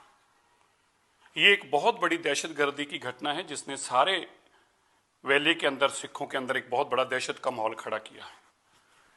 2000 में भी चित्ती सिंहपुरा में इसी तरह 35 लोगों का कत्लेआम किया गया और ऐसा लग रहा है कि जैसे हमें स्केप गोट की तरीके से वहाँ डाल दिया गया हो। आज सारी डिस्ट्रिक्ट गुरुद्वारा कमेटीज ने, दिल्ली सिख गुरुद्वारा मैनेजमेंट कमेटी ने, सिख एम्प्लॉयज़ फोरम ने मिलकर ये फैसला लिया है हम लोगों ने कि ये एम्प्लॉयज़ तब तक काम पर नहीं जाएंगे जब तक सरकार इनकी सुरक्षा की गारंटी नहीं लेती। तब तक कोई भी सिख एम्प्लॉय जो वैली के अंदर है, श्रीनगर में, जम्मू कश्मीर में, वो तब तक अपने काम पर नहीं जाएगा जब तक उनकी सुरक्षा की जिम्मेवारी सरकार नहीं लेती। और ये लिखती तौर के ऊपर भी चीफ सेक्रेटरी को इसके लिए अवगत कराया गया है। ਪਿਛਲੇ ਦਿਨੀ ਗੁਜਰਾਤ ਦੇ ਵਿੱਚ ਅਡਾਨੀ ਦੀ ਮੁੰਦਰਾ ਬੰਦਰਗਾਹ ਤੋਂ 3000 ਕਿਲੋ ਦੀ ਜਿਹੜੀ ਹੈਰੋਇਨ ਬਰਾਮਦ ਹੋਈ ਸੀ, ਉਸ ਦੀਆਂ ਤਾਰਾਂ ਅੰਮ੍ਰਿਤਸਰ ਦੇ ਮਸ਼ਹੂਰ ਡਰੱਗ ਕੇਸ ਦੇ ਦੋਸ਼ੀ ਅਤੇ ਸਾਬਕਾ ਅਕਾਲੀ ਲੀਡਰ ਅਨਵਰ ਮਸੀਹ ਦੇ ਨਾਲ ਜੁੜੀਆਂ ਦੱਸੀਆਂ ਜਾ ਰਹੀਆਂ ਨੇ। NIA ਨੂੰ ਜਦੋਂ ਤੋਂ ਜਾਂਚ ਮਿਲੀ ਹੈ ਤਾਂ NIA ਦੀਆਂ ਟੀਮਾਂ ਭਾਰੀ ਪੁਲਿਸ ਫੋਰਸ ਦੇ ਨਾਲ ਅੰਮ੍ਰਿਤਸਰ ਦੇ ਵਿੱਚ ਅਨਵਰ ਮਸੀਹ ਦੇ ਘਰ ਛਾਪਾ ਮਾਰਨ ਦੇ ਲਈ ਪਹੁੰਚੀਆਂ। ਸੂਤਰਾਂ ਮੁਤਾਬਿਕ NIA ਦੀ ਟੀਮ ਲਗਾਤਾਰ ਪੂਰਾ ਦਿਨ ਮਸੀਹ ਦੇ ਘਰ ਦੀ ਜਾਂਚ ਕਰਦੀ ਰਹੀ। ਜੁਲਾਈ 2020 ਦੇ ਵਿੱਚ ਪੰਜਾਬ ਪੁਲਿਸ ਨੇ ਅਨਵਰ ਮਸੀਹ ਵੱਲੋਂ ਕਿਰਾਏ ਤੇ ਲਈ ਗਈ ਕੋਠੀ ਦੇ ਵਿੱਚੋਂ 194 ਕਿਲੋ ਹੈਰੋਇਨ ਜ਼ਬਤ ਕੀਤੀ ਸੀ ਤੇ ਜਿਹੜੀ ਮੁੰਦਰਾ ਪੋਰਟ ਤੋਂ ਹੈਰੋਇਨ ਜ਼ਬਤ ਕੀਤੀ ਸੀ ਉਹ 3000 ਕਿਲੋ ਦੇ ਕਰੀਬ ਸੀ। DRI ਨੇ ਇਹ ਜ਼ਬਤ ਕੀਤੀ ਸੀ। 2 ਕੰਟੇਨਰਾਂ ਦੇ ਵਿੱਚ ਇਸ ਨੂੰ ਰੱਖਿਆ ਗਿਆ ਸੀ। 2000 ਕਿਲੋਗ੍ਰਾਮ ਹੈਰੋਇਨ ਇੱਕ ਦੇ ਵਿੱਚ ਸੀ ਤੇ ਦੂਸਰੇ ਵਿੱਚ 1000 ਕਿਲੋਗ੍ਰਾਮ ਹੈਰੋਇਨ, ਤੇ ਇਹ ਸਾਰੀ ਅਫਗਾਨਿਸਤਾਨ ਤੋਂ ਆਈ ਸੀ। ਇਹ ਗਈ ਕਿੱਥੇ ਹੈ, ਮਾਫ ਕਰਨਾ, ਇਹਨੇ ਜਾਣਾ ਕਿੱਥੇ ਸੀ, ਇਸ ਬਾਰੇ ਜਿਹੜੀ ਹੁਣ ਜਾਂਚ ਚੱਲ ਰਹੀ ਹੈ। ਚੰਡੀਗੜ੍ਹ ਦੇ ਸੈਕਟਰ 16 ਦੇ ਸਰਕਾਰੀ ਹਸਪਤਾਲ ਦੇ ਬਾਹਰ ਕਰੋਨਾ ਵਾਰੀਅਰਸ ਨੇ ਰੋਸ ਮੁਜ਼ਾਹਰਾ ਕੀਤਾ ਸਰਕਾਰ ਦੇ ਖਿਲਾਫ ਅਤੇ ਹਸਪਤਾਲ ਪ੍ਰਸ਼ਾਸਨ ਦੇ ਖਿਲਾਫ। ਇਹਨਾਂ ਨੇ ਇਲਜ਼ਾਮ ਲਾਇਆ ਕਿ ਸਾਨੂੰ ਬਿਨਾਂ ਦੱਸੇ 30 ਸਤੰਬਰ ਨੂੰ ਨੌਕਰੀਆਂ ਕੱਢ ਦਿੱਤਾ ਗਿਆ ਹੈ। ਕਰੋਨਾ ਦੇ ਸਮੇਂ ਸਾਨੂੰ ਕੰਟਰੈਕਟ ਤੇ ਰੱਖਿਆ ਗਿਆ ਸੀ, ਪਰ ਸਾਨੂੰ ਇਹ ਨਹੀਂ ਦੱਸਿਆ ਗਿਆ ਸੀ ਕਿ ਕੰਟਰੈਕਟ ਸਾਡਾ ਕਿੰਨੇ ਸਮੇਂ ਦਾ ਹੈ। ਤਾਂ ਇਹਨਾਂ ਨੇ ਮੰਗ ਕੀਤੀ ਹੈ ਕਿ ਸਾਨੂੰ ਮੁੜ ਤੋਂ ਨੌਕਰੀਆਂ ਦੇ ਉੱਤੇ ਬਹਾਲ ਕੀਤਾ ਜਾਵੇ, ਕਿਉਂਕਿ ਅਸੀਂ ਬੜੇ ਔਖੇ ਸਮੇਂ ਦੇ ਵਿੱਚ ਲੋਕਾਂ ਦੀ ਸੇਵਾ ਕੀਤੀ ਹੈ ਤੇ ਸਾਡੇ ਨਾਲ ਇਸ ਤਰ੍ਹਾਂ ਧੱਕਾ ਨਹੀਂ ਹੋਣਾ ਚਾਹੀਦਾ। ਸੁਪਰੀਮ ਕੋਰਟ ਕਾਲਜੀਅਮ ਨੇ ਪੰਜਾਬ ਤੇ ਹਰਿਆਣਾ ਹਾਈ ਕੋਰਟ ਦੇ ਵਿੱਚ ਸਥਾਈ ਜੱਜਾਂ ਦੇ ਵਜੋਂ 10 ਵਧੇਕ ਜੱਜਾਂ ਦੀ ਨਿਯੁਕਤੀ ਨੂੰ ਮਨਜ਼ੂਰੀ ਦੇ ਦਿੱਤੀ ਗਈ ਹੈ। ਇਹ ਫੈਸਲਾ ਚੀਫ ਜਸਟਿਸ NV ਰਾਮੰਨਾ ਦੀ ਅਗਵਾਈ ਵਾਲੇ ਕਾਲਜੀਅਮ ਨੇ 7 ਅਕਤੂਬਰ ਨੂੰ ਹੋਈ ਮੀਟਿੰਗ ਦੇ ਵਿੱਚ ਲਿਆ ਸੀ ਤੇ ਜਿਹੜੇ ਵਧੇਕ ਜੱਜਾਂ ਦੇ ਨਾਮ ਮਨਜ਼ੂਰ ਕੀਤੇ ਗਏ ਨੇ ਉਹਨਾਂ ਦੇ ਵਿੱਚ ਜਸਟਿਸ ਸੁਵੀਰ ਸਹਿਗਲ, ਅਲਕਾ ਸਰੀਨ, ਜਸ ਗੁਰਪ੍ਰੀਤ ਸਿੰਘ ਪੁਰੀ, ਅਸ਼ੋਕ ਕੁਮਾਰ ਵਰਮਾ, ਸੰਤ ਪ੍ਰਕਾਸ਼, ਮੀਨਾਕਸ਼ੀ ਮਹਿਤਾ, ਕਰਮਜੀਤ ਸਿੰਘ, ਵਿਵੇਕ ਪੁਰੀ, ਅਰਚਨਾ ਪੁਰੀ ਅਤੇ ਰਾਜੇਸ਼ ਭਾਰਦਵਾਜ ਸ਼ਾਮਲ ਨੇ। ਪੰਜਾਬ ਦੇ ਮਲੋਟ ਤੋਂ ਖਬਰ ਹੈ ਜਿੱਥੇ ਪਿੰਡ ਕੋਲਿਆਂਵਾਲੀ ਦੇ ਵਿੱਚ ਇੱਕ ਹੋਰ ਕਿਸਾਨ ਨੇ ਸਲਫਾਸ ਖਾ ਕੇ ਖੁਦਕੁਸ਼ੀ ਕਰ ਲਈ ਹੈ। ਪਤਨੀ ਦੇ ਮੁਤਾਬਿਕ ਪਤੀ ਨੇ ਬੈਂਕ ਦੀ ਲਿਮਟ ਨਾ ਭਰੀ ਜਾਣ ਕਰਕੇ ਮਾਨਸਿਕ ਪਰੇਸ਼ਾਨੀ ਦੇ ਵਿੱਚ ਇਹ ਕਦਮ ਚੁੱਕਿਆ ਹੈ। ਮ੍ਰਿਤਕ ਦੇ ਭਰਾ ਗੁਰਜੀਤ ਸਿੰਘ ਨੇ ਦੱਸਿਆ ਕਿ ਰਣਜੀਤ ਸਿੰਘ ਕੋਲ 1.5 ਕਿੱਲੇ ਜ਼ਮੀਨ ਦੇ ਸੀ ਤੇ ਉਹ ਵੀ ਸੇਮ ਦੇ ਵਿੱਚ ਆ ਗਏ ਸੀ। ਕੋਈ ਜ਼ਮੀਨ ਤੋਂ ਆਮਦਨ ਨਹੀਂ ਹੁੰਦੀ ਸੀ। ਬੈਂਕ ਤੋਂ ਜ਼ਮੀਨ ਤੇ ਬਣਾਈ 2.5 ਲੱਖ ਦੀ ਲਿਮਟ ਭਰੀ ਨਹੀਂ ਗਈ, ਜਿਸ ਕਰਕੇ ਪਰੇਸ਼ਾਨ ਰਹਿੰਦਾ ਸੀ। ਮ੍ਰਿਤਕ ਦੇ 2 ਬੱਚੇ ਨੇ। ਧੀ +2 ਕਰਕੇ ਆਇਲਸ ਦੀ ਤਿਆਰੀ ਕਰ ਰਹੀ ਹੈ ਤੇ ਮੁੰਡਾ ਜਿਹੜਾ ਉਹ 9ਵੀਂ ਜਮਾਤ ਦੇ ਵਿੱਚ ਪੜ੍ਹਦਾ ਹੈ ਤੇ ਹੁਣ ਉਹਨਾਂ ਦਾ ਭਵਿੱਖ ਪੂਰੀ ਤਰ੍ਹਾਂ ਦੇ ਨਾਲ ਹਨੇਰੇ ਵਿੱਚ ਡੁੱਬ ਗਿਆ। ਪੰਜਾਬ ਦੇ ਟਰਾਂਸਪੋਰਟ ਮੰਤਰੀ ਅਮਰਿੰਦਰ ਸਿੰਘ ਰਾਜਾ ਵੜਿੰਗ ਦੀ ਅਗਵਾਈ ਦੇ ਵਿੱਚ ਟਰਾਂਸਪੋਰਟ ਵਿਭਾਗ ਹੁਣ ਪੂਰੀ ਤੇਜ਼ੀ ਦੇ ਨਾਲ ਕੰਮ ਕਰ ਰਿਹਾ ਹੈ ਤੇ ਵਿਭਾਗ ਨੇ ਜ਼ਿਲ੍ਹਾ ਫਿਰੋਜ਼ਪੁਰ ਦੇ ਵਿੱਚ ਹੁਣ ਬਿਨਾਂ ਟੈਕਸ ਤੋਂ ਚੱਲ ਰਹੀਆਂ ਪ੍ਰਾਈਵੇਟ ਕੰਪਨੀਆਂ ਦੀਆਂ 5 ਹੋਰ ਬੱਸਾਂ ਜ਼ਬਤ ਕਰ ਲਈਆਂ ਨੇ। ਸਹਾਇਕ ਟਰਾਂਸਪੋਰਟ ਆਫਿਸਰ ਪ੍ਰਦੀਪ ਢਿੱਲੋਂ ਨੇ ਦੱਸਿਆ ਕਿ ਆਰਟੀਏ ਦਫ਼ਤਰ ਫਿਰੋਜ਼ਪੁਰ ਦੇ ਉਡਣ ਦਸਤੇ ਨੇ ਦਸਤਾਵੇਜ਼ਾਂ ਦੀ ਜਾਂਚ ਦੌਰਾਨ 5 ਬੱਸਾਂ ਨੂੰ ਬਿਨਾਂ ਟੈਕਸ ਤੋਂ ਚੱਲਦਿਆਂ ਪਾਇਆ, ਜਿਨ੍ਹਾਂ ਦੇ ਵਿੱਚ ਨਿਊ ਦੀਪ ਬੱਸ ਸਰਵਿਸ ਦੀਆਂ 2 ਬੱਸਾਂ, ਨਾਗਪਾਲ ਬੱਸ ਸਰਵਿਸ ਦੀ 1 ਬੱਸ ਤੇ ਰਾਜ ਬੱਸ ਸਰਵਿਸ ਦੀ 1 ਬੱਸ ਦੇ ਨਾਲ ਜੁਝਾਰ ਬੱਸ ਸਰਵਿਸ ਦੀ ਵੀ 1 ਬੱਸ ਸ਼ਾਮਿਲ ਹੈ। ਮੁੱਖ ਮੰਤਰੀ ਚਰਨਜੀਤ ਸਿੰਘ ਚੰਨੀ ਦੀ ਅਗਵਾਈ ਦੇ ਵਿੱਚ ਕੈਬਨਿਟ ਮੰਤਰੀ ਹੁਣ ਇੱਕ ਦੂਸਰੇ ਤੋਂ ਅੱਗੇ ਵੱਧ ਕੇ ਕੰਮ ਕਰਨ ਦੀ ਕੋਸ਼ਿਸ਼ ਦੇ ਵਿੱਚ ਨੇ। ਪੰਜਾਬ ਦੇ ਉਪ ਮੁੱਖ ਮੰਤਰੀ ਓਮ ਪ੍ਰਕਾਸ਼ ਸੋਨੀ ਨੇ ਫੂਡ ਅਤੇ ਡਰੱਗ ਪ੍ਰਬੰਧਨ ਵਿਭਾਗ ਦੇ ਅਧਿਕਾਰੀਆਂ ਨੂੰ ਹਦਾਇਤ ਕੀਤੀ ਹੈ ਕਿ ਉਹ ਲੋਕ ਹਿੱਤ ਨੂੰ ਮੁੱਖ ਰੱਖਦਿਆਂ ਆਪਣੀਆਂ ਡਿਊਟੀਆਂ ਕਰਨ। ਉਹਨਾਂ ਕਿਹਾ ਕਿ ਸਾਰੇ ਜ਼ਿਲ੍ਹਿਆਂ ਦੇ ਵਿੱਚ ਤੈਨਾਤ ਫੂਡ ਬ੍ਰਾਂਚ ਦੇ ਅਧਿਕਾਰੀ ਇਹ ਯਕੀਨੀ ਬਣਾਉਣ ਕਿ ਸੂਬੇ ਦੇ ਲੋਕਾਂ ਨੂੰ ਉੱਚ ਗੁਣਵੱਤਾ ਵਾਲੇ ਖਾਦ ਪਦਾਰਥ ਯਕੀਨੀ ਤੌਰ ਤੇ ਦਿੱਤੇ ਜਾਣ। ਨਾਲ ਇਹ ਵੀ ਹਦਾਇਤ ਕੀਤੀ ਹੈ ਕਿ ਛੋਟੇ ਦੁਕਾਨਦਾਰਾਂ ਨੂੰ ਸੈਂਪਲਿੰਗ ਦੇ ਨਾਂ ਤੇ ਤੰਗ ਨਾ ਕੀਤਾ ਜਾਵੇ। ਅਗਲੀਆਂ 2 ਖਬਰਾਂ ਯਾਤਰਾ ਦੇ ਨਾਲ ਜੁੜੀਆਂ ਹੋਈਆਂ ਨੇ, ਬੜੀਆਂ ਅਹਿਮ ਖਬਰਾਂ ਨੇ। ਪਹਿਲੀ ਖਬਰ ਤਾਂ ਇਹ ਹੈ ਕਿ 11 ਅਕਤੂਬਰ ਯਾਨੀ ਸੋਮਵਾਰ ਤੋਂ ਬਰਤਾਨੀਆ ਪਹੁੰਚਣ ਵਾਲੇ ਉਹਨਾਂ ਭਾਰਤੀ ਨਾਗਰਿਕਾਂ ਨੂੰ ਕੁਆਰੰਟੀਨ ਦੇ ਵਿੱਚ ਨਹੀਂ ਰਹਿਣਾ ਪਵੇਗਾ ਜਿਨ੍ਹਾਂ ਨੇ ਕੋਵਿਸ਼ੀਲਡ ਜਾਂ ਫਿਰ ਬਰਤਾਨੀਆ ਦੇ ਵਿੱਚ ਮਾਨਤਾ ਪ੍ਰਾਪਤ ਕਿਸੇ ਹੋਰ ਵੈਕਸੀਨ ਦੀਆਂ ਦੋਵੇਂ ਡੋਜ਼ਸ ਲਗਵਾ ਲਈਆਂ ਨੇ। ਭਾਰਤ ਵਿੱਚ ਬਰਤਾਨੀਆ ਦੇ ਹਾਈ ਕਮਿਸ਼ਨਰ ਐਲੈਕਸ ਐਲਿਸ ਨੇ ਇਸ ਬਾਰੇ ਸੋਸ਼ਲ ਮੀਡੀਆ ਤੇ ਜਾਣਕਾਰੀ ਦਿੱਤੀ ਹੈ। ਬਰਤਾਨੀਆ ਨੇ ਪਹਿਲਾਂ ਭਾਰਤ ਸਮੇਤ ਕਈ ਅਜਿਹੇ ਦੇਸ਼ਾਂ ਦੀ ਸੂਚੀ ਜਾਰੀ ਕੀਤੀ ਸੀ ਜਿੱਥੋਂ ਦੇ ਨਾਗਰਿਕਾਂ ਨੂੰ ਬਰਤਾਨੀਆ ਪਹੁੰਚਣ ਤੇ 10 ਦਿਨਾਂ ਦੇ ਕੁਆਰੰਟੀਨ ਦੇ ਵਿੱਚ ਰਹਿਣਾ ਜ਼ਰੂਰੀ ਸੀ, ਭਾਵੇਂ ਉਹਨਾਂ ਨੇ ਵੈਕਸੀਨ ਦੀਆਂ ਦੋਵੇਂ ਡੋਜ਼ਸ ਲਗਵਾ ਕਿਉਂ ਨਾ ਲਈਆਂ ਹੋਣ। ਪਰ ਭਾਰਤ ਸਮੇਤ ਬਾਕੀ ਮੁਲਕਾਂ ਨੇ ਇਸ ਨਿਯਮ ਨੂੰ ਭੇਦਭਾਵ ਵਾਲਾ ਦੱਸਿਆ ਸੀ, ਜਿਸ ਤੋਂ ਬਾਅਦ ਬਰਤਾਨੀਆ ਨੇ ਹੁਣ ਆਪਣਾ ਫੈਸਲਾ ਬਦਲ ਦਿੱਤਾ ਹੈ ਅਤੇ ਭਾਰਤੀ ਲੋਕਾਂ ਨੂੰ ਰਾਹਤ ਦਿੱਤੀ ਹੈ। ਦੂਸਰੀ ਖਬਰ ਭਾਰਤ ਦੇ ਨਾਲ ਜੁੜੀ ਹੋਈ ਹੈ। ਭਾਰਤ ਸਰਕਾਰ ਨੇ ਵਿਦੇਸ਼ੀ ਸੈਲਾਨੀਆਂ ਨੂੰ 15 ਨਵੰਬਰ ਤੋਂ ਭਾਰਤ ਆਉਣ ਦੀ ਇਜਾਜ਼ਤ ਦੇ ਦਿੱਤੀ ਗਈ ਹੈ। ਕੋਵਿਡ ਦੀਆਂ ਰੁਕਾਵਟਾਂ ਖਤਮ ਕਰਨ ਦਾ ਹੁਣ ਅੰਤਰਰਾਸ਼ਟਰੀ ਯਾਤਰੀਆਂ ਦੇ ਲਈ ਫੈਸਲਾ ਕਰ ਲਿਆ ਹੈ। ਮੋਦੀ ਸਰਕਾਰ ਨੇ ਵਿਦੇਸ਼ੀ ਲੋਕਾਂ ਨੂੰ ਫਰੈਸ਼ ਟੂਰਿਸਟ ਵੀਜ਼ਾ ਦੇਣਾ ਸ਼ੁਰੂ ਕਰ ਦਿੱਤਾ ਜਾਏਗਾ 15 ਨਵੰਬਰ ਤੋਂ। ਚਾਰਟਰਡ ਉਡਾਣਾਂ ਤੇ ਆਉਣ ਵਾਲਿਆਂ ਦੇ ਲਈ ਵੀਜ਼ਾ 15 ਅਕਤੂਬਰ ਤੋਂ ਜਾਰੀ ਕੀਤਾ ਜਾਏਗਾ। ਕੋਵਿਡ ਮਹਾਮਾਰੀ ਦੇ ਮੱਦੇਨਜ਼ਰ ਸੈਲਾਨੀ ਵੀਜ਼ਾ ਦੀ ਗ੍ਰਾਂਟ ਮੁਅੱਤਲ ਕੀਤੇ ਜਾਣ ਦੇ 1.5 ਸਾਲ ਬਾਅਦ ਇਹ ਫੈਸਲਾ ਲਿਆ ਗਿਆ। ਸਰਕਾਰ ਨੇ ਇਹ ਵੀ ਦੱਸਿਆ ਕਿ ਫੈਸਲਾ ਸਿਹਤ ਤੇ ਪਰਿਵਾਰ ਭਲਾਈ ਮੰਤਰਾਲੇ, ਵਿਦੇਸ਼ ਮੰਤਰਾਲੇ, ਸ਼ਹਿਰੀ ਹਵਾਬਾਜ਼ੀ ਮੰਤਰਾਲੇ, ਸੈਰ ਸਪਾਟਾ ਮੰਤਰਾਲੇ ਤੇ ਸੂਬਾ ਸਰਕਾਰਾਂ ਵਰਗੇ ਹਿੱਤਧਾਰਕਾਂ ਦੇ ਨਾਲ ਸਲਾਹ ਮਸ਼ਵਰਾ ਕਰਨ ਤੋਂ ਬਾਅਦ ਲਿਆ ਗਿਆ। ਹਾਲਾਂਕਿ ਭਾਰਤ ਸਰਕਾਰ ਨੇ ਸੂਬਿਆਂ ਨੂੰ ਜ਼ਰੂਰ ਇਹ ਹਦਾਇਤ ਦਿੱਤੀ ਹੈ ਕਿ ਕੋਵਿਡ ਪ੍ਰੋਟੋਕੋਲ ਦੀ ਪਾਲਣਾ ਜ਼ਰੂਰ ਕੀਤੀ ਜਾਵੇ। ਜਿਹੜੇ ਵੀ ਸੂਬੇ ਦੇ ਵਿੱਚ ਸੈਲਾਨੀ ਆਉਣਗੇ ਉਹਨਾਂ ਦੇ ਲਈ ਖਾਸ ਤੌਰ ਤੇ ਨਿਯਮ ਨੇ ਜਿਹੜੇ ਉਹ ਲਾਗੂ ਕੀਤੇ ਜਾਣ, ਕਿਉਂਕਿ ਦੇਸ਼ ਦੇ ਵਿੱਚ ਕੋਵਿਡ-19 ਦਾ ਗ੍ਰਾਫ ਹਾਲੇ ਜਿਹੜਾ ਬਾਕੀ ਹੈਗਾ ਹਾਲੇ ਗ੍ਰਾਫ ਹੈ ਜਿਹੜਾ ਉਹ ਥੱਲੇ ਨਹੀਂ ਡਿੱਗਿਆ। ਹਰ ਰੋਜ਼ ਲਗਭਗ 20,000 ਨਵੇਂ ਮਾਮਲੇ ਨੇ ਜਿਹੜੇ ਕੋਰੋਨਾ ਦੇ ਉਹ ਸਾਹਮਣੇ ਆ ਰਹੇ ਨੇ। ਅਗਲੀ ਖਬਰ ਹੈ ਮੁੰਬਈ ਦੇ ਸਮੁੰਦਰ ਦੇ ਵਿੱਚੋਂ ਡਰੱਗ ਪਾਰਟੀ ਚੋਂ ਗ੍ਰਿਫਤਾਰ ਕੀਤੇ ਗਏ ਲੋਕਾਂ ਦੇ ਨਾਲ ਜੁੜੀ ਹੋਈ ਹੈ। ਇਸ ਮਾਮਲੇ ਵਿੱਚ ਗ੍ਰਿਫਤਾਰ ਅਦਾਕਾਰ ਸ਼ਾਹਰੁਖ ਖਾਨ ਦੇ ਪੁੱਤਰ ਆਰੀਅਨ ਖਾਨ ਦੀ ਜ਼ਮਾਨਤ ਅਪੀਲ ਖਾਰਜ ਕਰ ਦਿੱਤੀ ਗਈ ਹੈ, ਰੱਦ ਕਰ ਦਿੱਤੀ ਗਈ ਹੈ ਤੇ ਹੁਣ ਉਸ ਨੂੰ ਜੇਲ੍ਹ ਦੇ ਵਿੱਚ ਹੀ ਰਹਿਣਾ ਪਵੇਗਾ। ਮੁੰਬਈ ਦੇ ਮੈਟਰੋਪੋਲੀਟਨ ਮੈਜਿਸਟ੍ਰੇਟ ਕੋਰਟ ਨੇ ਆਰੀਅਨ ਖਾਨ, ਅਰਬਾਜ਼ ਖਾਨ ਅਤੇ ਮੁਨਮੁਨ ਧਮੇਚਾ ਦੀ ਜ਼ਮਾਨਤ ਅਰਜ਼ੀ ਰੱਦ ਕਰ ਦਿੱਤੀ ਹੈ। ਸ਼ੁੱਕਰਵਾਰ ਨੂੰ ਕਿਲਾ ਕੋਰਟ ਦੇ ਵਿੱਚ ਆਰੀਅਨ, ਅਰਬਾਜ਼ ਅਤੇ ਮੁਨਮੁਨ ਦੀ ਅਪੀਲ ਦੇ ਉੱਤੇ ਸੁਣਵਾਈ ਹੋਈ ਸੀ। ਇਸੇ ਦਰਮਿਆਨ ਐਨਸੀਬੀ ਨੇ ਆਰੀਅਨ ਸਮੇਤ 6 ਜਿਹੜੇ ਪੁਰਸ਼ ਮੁਲਜ਼ਮ ਹੈਗੇ ਨੇ ਉਹਨਾਂ ਨੂੰ ਆਰਥਰ ਰੋਡ ਜੇਲ੍ਹ, ਜਦਕਿ ਜਿਹੜੀਆਂ ਦੋਵੇਂ ਮਹਿਲਾ ਮੁਲਜ਼ਮਾਂ ਹੈਗੀਆਂ ਨੇ ਉਹਨਾਂ ਨੂੰ ਭਾਈਖਲਾ ਜੇਲ੍ਹ ਦੇ ਵਿੱਚ ਭੇਜ ਦਿੱਤਾ ਹੈ। ਪੈਟਰੋਲ ਦੇ ਵਿੱਚ ਲਗਾਤਾਰ ਵਾਧਾ ਹੋ ਰਿਹਾ ਹੈ, ਡੀਜ਼ਲ ਵੀ ਪਿੱਛੇ ਨਹੀਂ ਹੈ। ਪੈਟਰੋਲ ਦੇ ਵਿੱਚ ਸ਼ੁੱਕਰਵਾਰ ਨੂੰ 30 ਪੈਸੇ ਪ੍ਰਤੀ ਲੀਟਰ ਅਤੇ ਡੀਜ਼ਲ ਦੇ ਵਿੱਚ 35 ਪੈਸੇ ਪ੍ਰਤੀ ਲੀਟਰ ਦਾ ਵਾਧਾ ਜਿਹੜਾ ਉਹ ਕਰ ਦਿੱਤਾ ਗਿਆ ਹੈ ਤੇ ਹੁਣ ਰਿਕਾਰਡ ਜਿਹੜਾ ਵਾਧਾ ਹੋ ਗਿਆ ਪੈਟਰੋਲ ਤੇ ਡੀਜ਼ਲ ਦੀਆਂ ਕੀਮਤਾਂ ਦੇ ਵਿੱਚ। ਇੰਨਾ ਵਾਧਾ ਪਹਿਲਾਂ ਕਦੇ ਵੀ ਦਰਜ ਨਹੀਂ ਕੀਤਾ ਗਿਆ। ਪਿਛਲੇ ਦਿਨੀ ਭਾਰਤ ਸਰਕਾਰ ਨੇ ਇਹਨਾਂ ਖਬਰਾਂ ਦਾ ਖੰਡਨ ਕੀਤਾ ਸੀ ਕਿ 에ਅਰ ਇੰਡੀਆ ਨੂੰ ਟਾਟਾ ਨੇ ਖਰੀਦ ਲਿਆ, ਪਰ ਹੁਣ ਇਹ ਖਬਰ ਜਿਹੜੀ ਆਖਿਰਕਾਰ ਸੱਚ ਸਾਬਿਤ ਹੋ ਹੀ ਗਈ ਹੈ ਕਿ 70 ਸਾਲਾਂ ਬਾਅਦ 에ਅਰ ਇੰਡੀਆ ਨੂੰ ਟਾਟਾ ਨੇ ਖਰੀਦ ਲਿਆ। ਟਾਟਾ ਸੰਸ ਨੇ ਆਰਥਿਕ ਪੱਖੋਂ ਟੁੱਟ ਚੁੱਕੀ ਸਰਕਾਰੀ ਹਵਾਈ ਕੰਪਨੀ 에ਅਰ ਇੰਡੀਆ ਨੂੰ ਹਾਸਲ ਕਰਨ ਦੀ ਬੋਲੀ ਜਿੱਤ ਲਈ ਹੈ। ਟਾਟਾ ਸੰਸ ਨੇ 에ਅਰ ਇੰਡੀਆ ਦੇ ਲਈ 18,000 ਕਰੋੜ ਰੁਪਏ ਦੀ ਜੇਤੂ ਬੋਲੀ ਲਾਈ ਹੈ। ਜੇਆਰਡੀ ਟਾਟਾ ਨੇ 1932 ਦੇ ਵਿੱਚ 에ਅਰ ਇੰਡੀਆ ਦੀ ਸਥਾਪਨਾ ਕੀਤੀ ਸੀ ਤੇ ਭਾਰਤ ਸਰਕਾਰ ਨੇ 1953 ਦੇ ਵਿੱਚ ਕੰਪਨੀ ਦਾ ਰਾਸ਼ਟਰੀਕਰਨ ਕਰ ਦਿੱਤਾ ਸੀ ਤੇ ਹੁਣ ਮੁੜ ਤੋਂ ਜੇਆਰਡੀ ਟਾਟਾ ਨੇ ਇਸ ਨੂੰ ਹਾਸਲ ਕਰ ਲਿਆ। ਆਨਲਾਈਨ ਬੈਂਕਿੰਗ ਵਰਤਣ ਵਾਲਿਆਂ ਦੇ ਲਈ ਇੱਕ ਜ਼ਰੂਰੀ ਖਬਰ ਹੈ ਕਿ ਭਾਰਤੀ ਰਿਜ਼ਰਵ ਬੈਂਕ ਨੇ ਡਿਜੀਟਲ ਲੈਣ ਦੇਣ ਨੂੰ ਉਤਸ਼ਾਹਿਤ ਕਰਨ ਦੇ ਲਈ ਤੁਰੰਤ ਭੁਗਤਾਨ ਸੇਵਾ ਯਾਨੀ ਕਿ IMPS ਰਾਹੀਂ ਪ੍ਰਤੀ ਲੈਣ ਦੇਣ ਦੀ ਹੱਦ 2 ਲੱਖ ਤੋਂ ਵਧਾ ਕੇ 5 ਲੱਖ ਰੁਪਏ ਕਰਨ ਦਾ ਪ੍ਰਸਤਾਵ ਦਿੱਤਾ ਹੈ। ਖਬਰ ਮਿਲ ਰਹੀ ਹੈ ਕਿ ਭਾਰਤ ਤੇ ਚੀਨ ਦੀਆਂ ਫੌਜਾਂ ਇੱਕ ਵਾਰ ਫਿਰ ਤੋਂ ਆਮੋ ਸਾਹਮਣੇ ਹੋਈਆਂ ਸੀ। ਹਾਲਾਂਕਿ ਲੰਘੇ ਹਫ਼ਤੇ ਹੋਈਆਂ ਨੇ ਤੇ ਖਬਰਾਂ ਹੁਣ ਬਾਹਰ ਨਿਕਲੀਆਂ ਨੇ। ਅਰੁਣਾਚਲ ਪ੍ਰਦੇਸ਼ ਦੇ ਤਵਾਂਗ ਸੈਕਟਰ ਦੇ ਵਿੱਚ ਯਾਂਗਤਸੇ ਦੇ ਨੇੜੇ ਭਾਰਤ ਅਤੇ ਚੀਨ ਦੀਆਂ ਫੌਜਾਂ ਆਮੋ ਸਾਹਮਣੇ ਹੋ ਗਈਆਂ ਸੀ। ਦੋਵਾਂ ਧਿਰਾਂ ਦੇ ਸਥਾਨਕ ਕਮਾਂਡਰਾਂ ਨੇ ਆਪਸ ਦੇ ਵਿੱਚ ਪੈ ਕੇ ਪ੍ਰੋਟੋਕੋਲ ਦੇ ਮੁਤਾਬਿਕ ਇਸ ਮਾਮਲੇ ਨੂੰ ਸੁਲਝਾ ਲਿਆ ਸੀ। ਮੰਨਿਆ ਜਾ ਰਿਹਾ ਹੈ ਕਿ ਤਣਾਅ ਉਸ ਵਕਤ ਪੈਦਾ ਹੋਇਆ ਜਦੋਂ ਚੀਨੀ ਫੌਜੀਆਂ ਨੇ ਭਾਰਤੀ ਇਲਾਕੇ ਵਿੱਚ ਦਾਖਲ ਹੋਣ ਦੀ ਕੋਸ਼ਿਸ਼ ਕੀਤੀ ਅਤੇ ਚੀਨੀ ਪੀਪਲਜ਼ ਲਿਬਰੇਸ਼ਨ ਆਰਮੀ ਦੇ ਜਵਾਨਾਂ ਨੂੰ ਵਾਪਸ ਭੇਜ ਦਿੱਤਾ ਗਿਆ। ਮੇਘਾਲਿਆ ਤੋਂ ਖਬਰ ਹੈ ਜਿੱਥੇ ਪੰਜਾਬੀ ਲੋਕ ਰਹਿੰਦੇ ਨੇ, ਖਾਸ ਕਰਕੇ ਉਹਨਾਂ ਦੇ ਵਿੱਚ ਸਿੱਖ ਭਾਈਚਾਰੇ ਦੇ ਲੋਕ ਨੇ, ਉਹਨਾਂ ਨੂੰ ਹੁਣ ਨਵੀਂ ਥਾਂ ਤੇ ਵਸਾਉਣ ਦਾ ਆਖਿਰਕਾਰ ਹੁਕਮ ਚਾੜ ਦਿੱਤਾ ਗਿਆ ਹੈ। ਉੱਚ ਪੱਧਰੀ ਕਮੇਟੀ ਦੀ ਸਿਫਾਰਿਸ਼ ਦੇ ਆਧਾਰ ਤੇ ਮੇਘਾਲਿਆ ਕੈਬਨਿਟ ਨੇ ਸ਼ਹਿਰ ਦੇ ਥੇਮ ਇਵ ਮਾਬਲੋਂਗ ਇਲਾਕੇ ਦੇ ਵਿੱਚ ਪੰਜਾਬੀ ਲੇਨ ਵਿੱਚ ਰਹਿਣ ਵਾਲੇ ਸਾਰੇ ਲੋਕਾਂ ਦੇ ਮੁੜ ਵਸੇਬੇ ਦਾ ਫੈਸਲਾ ਲਿਆ ਹੈ।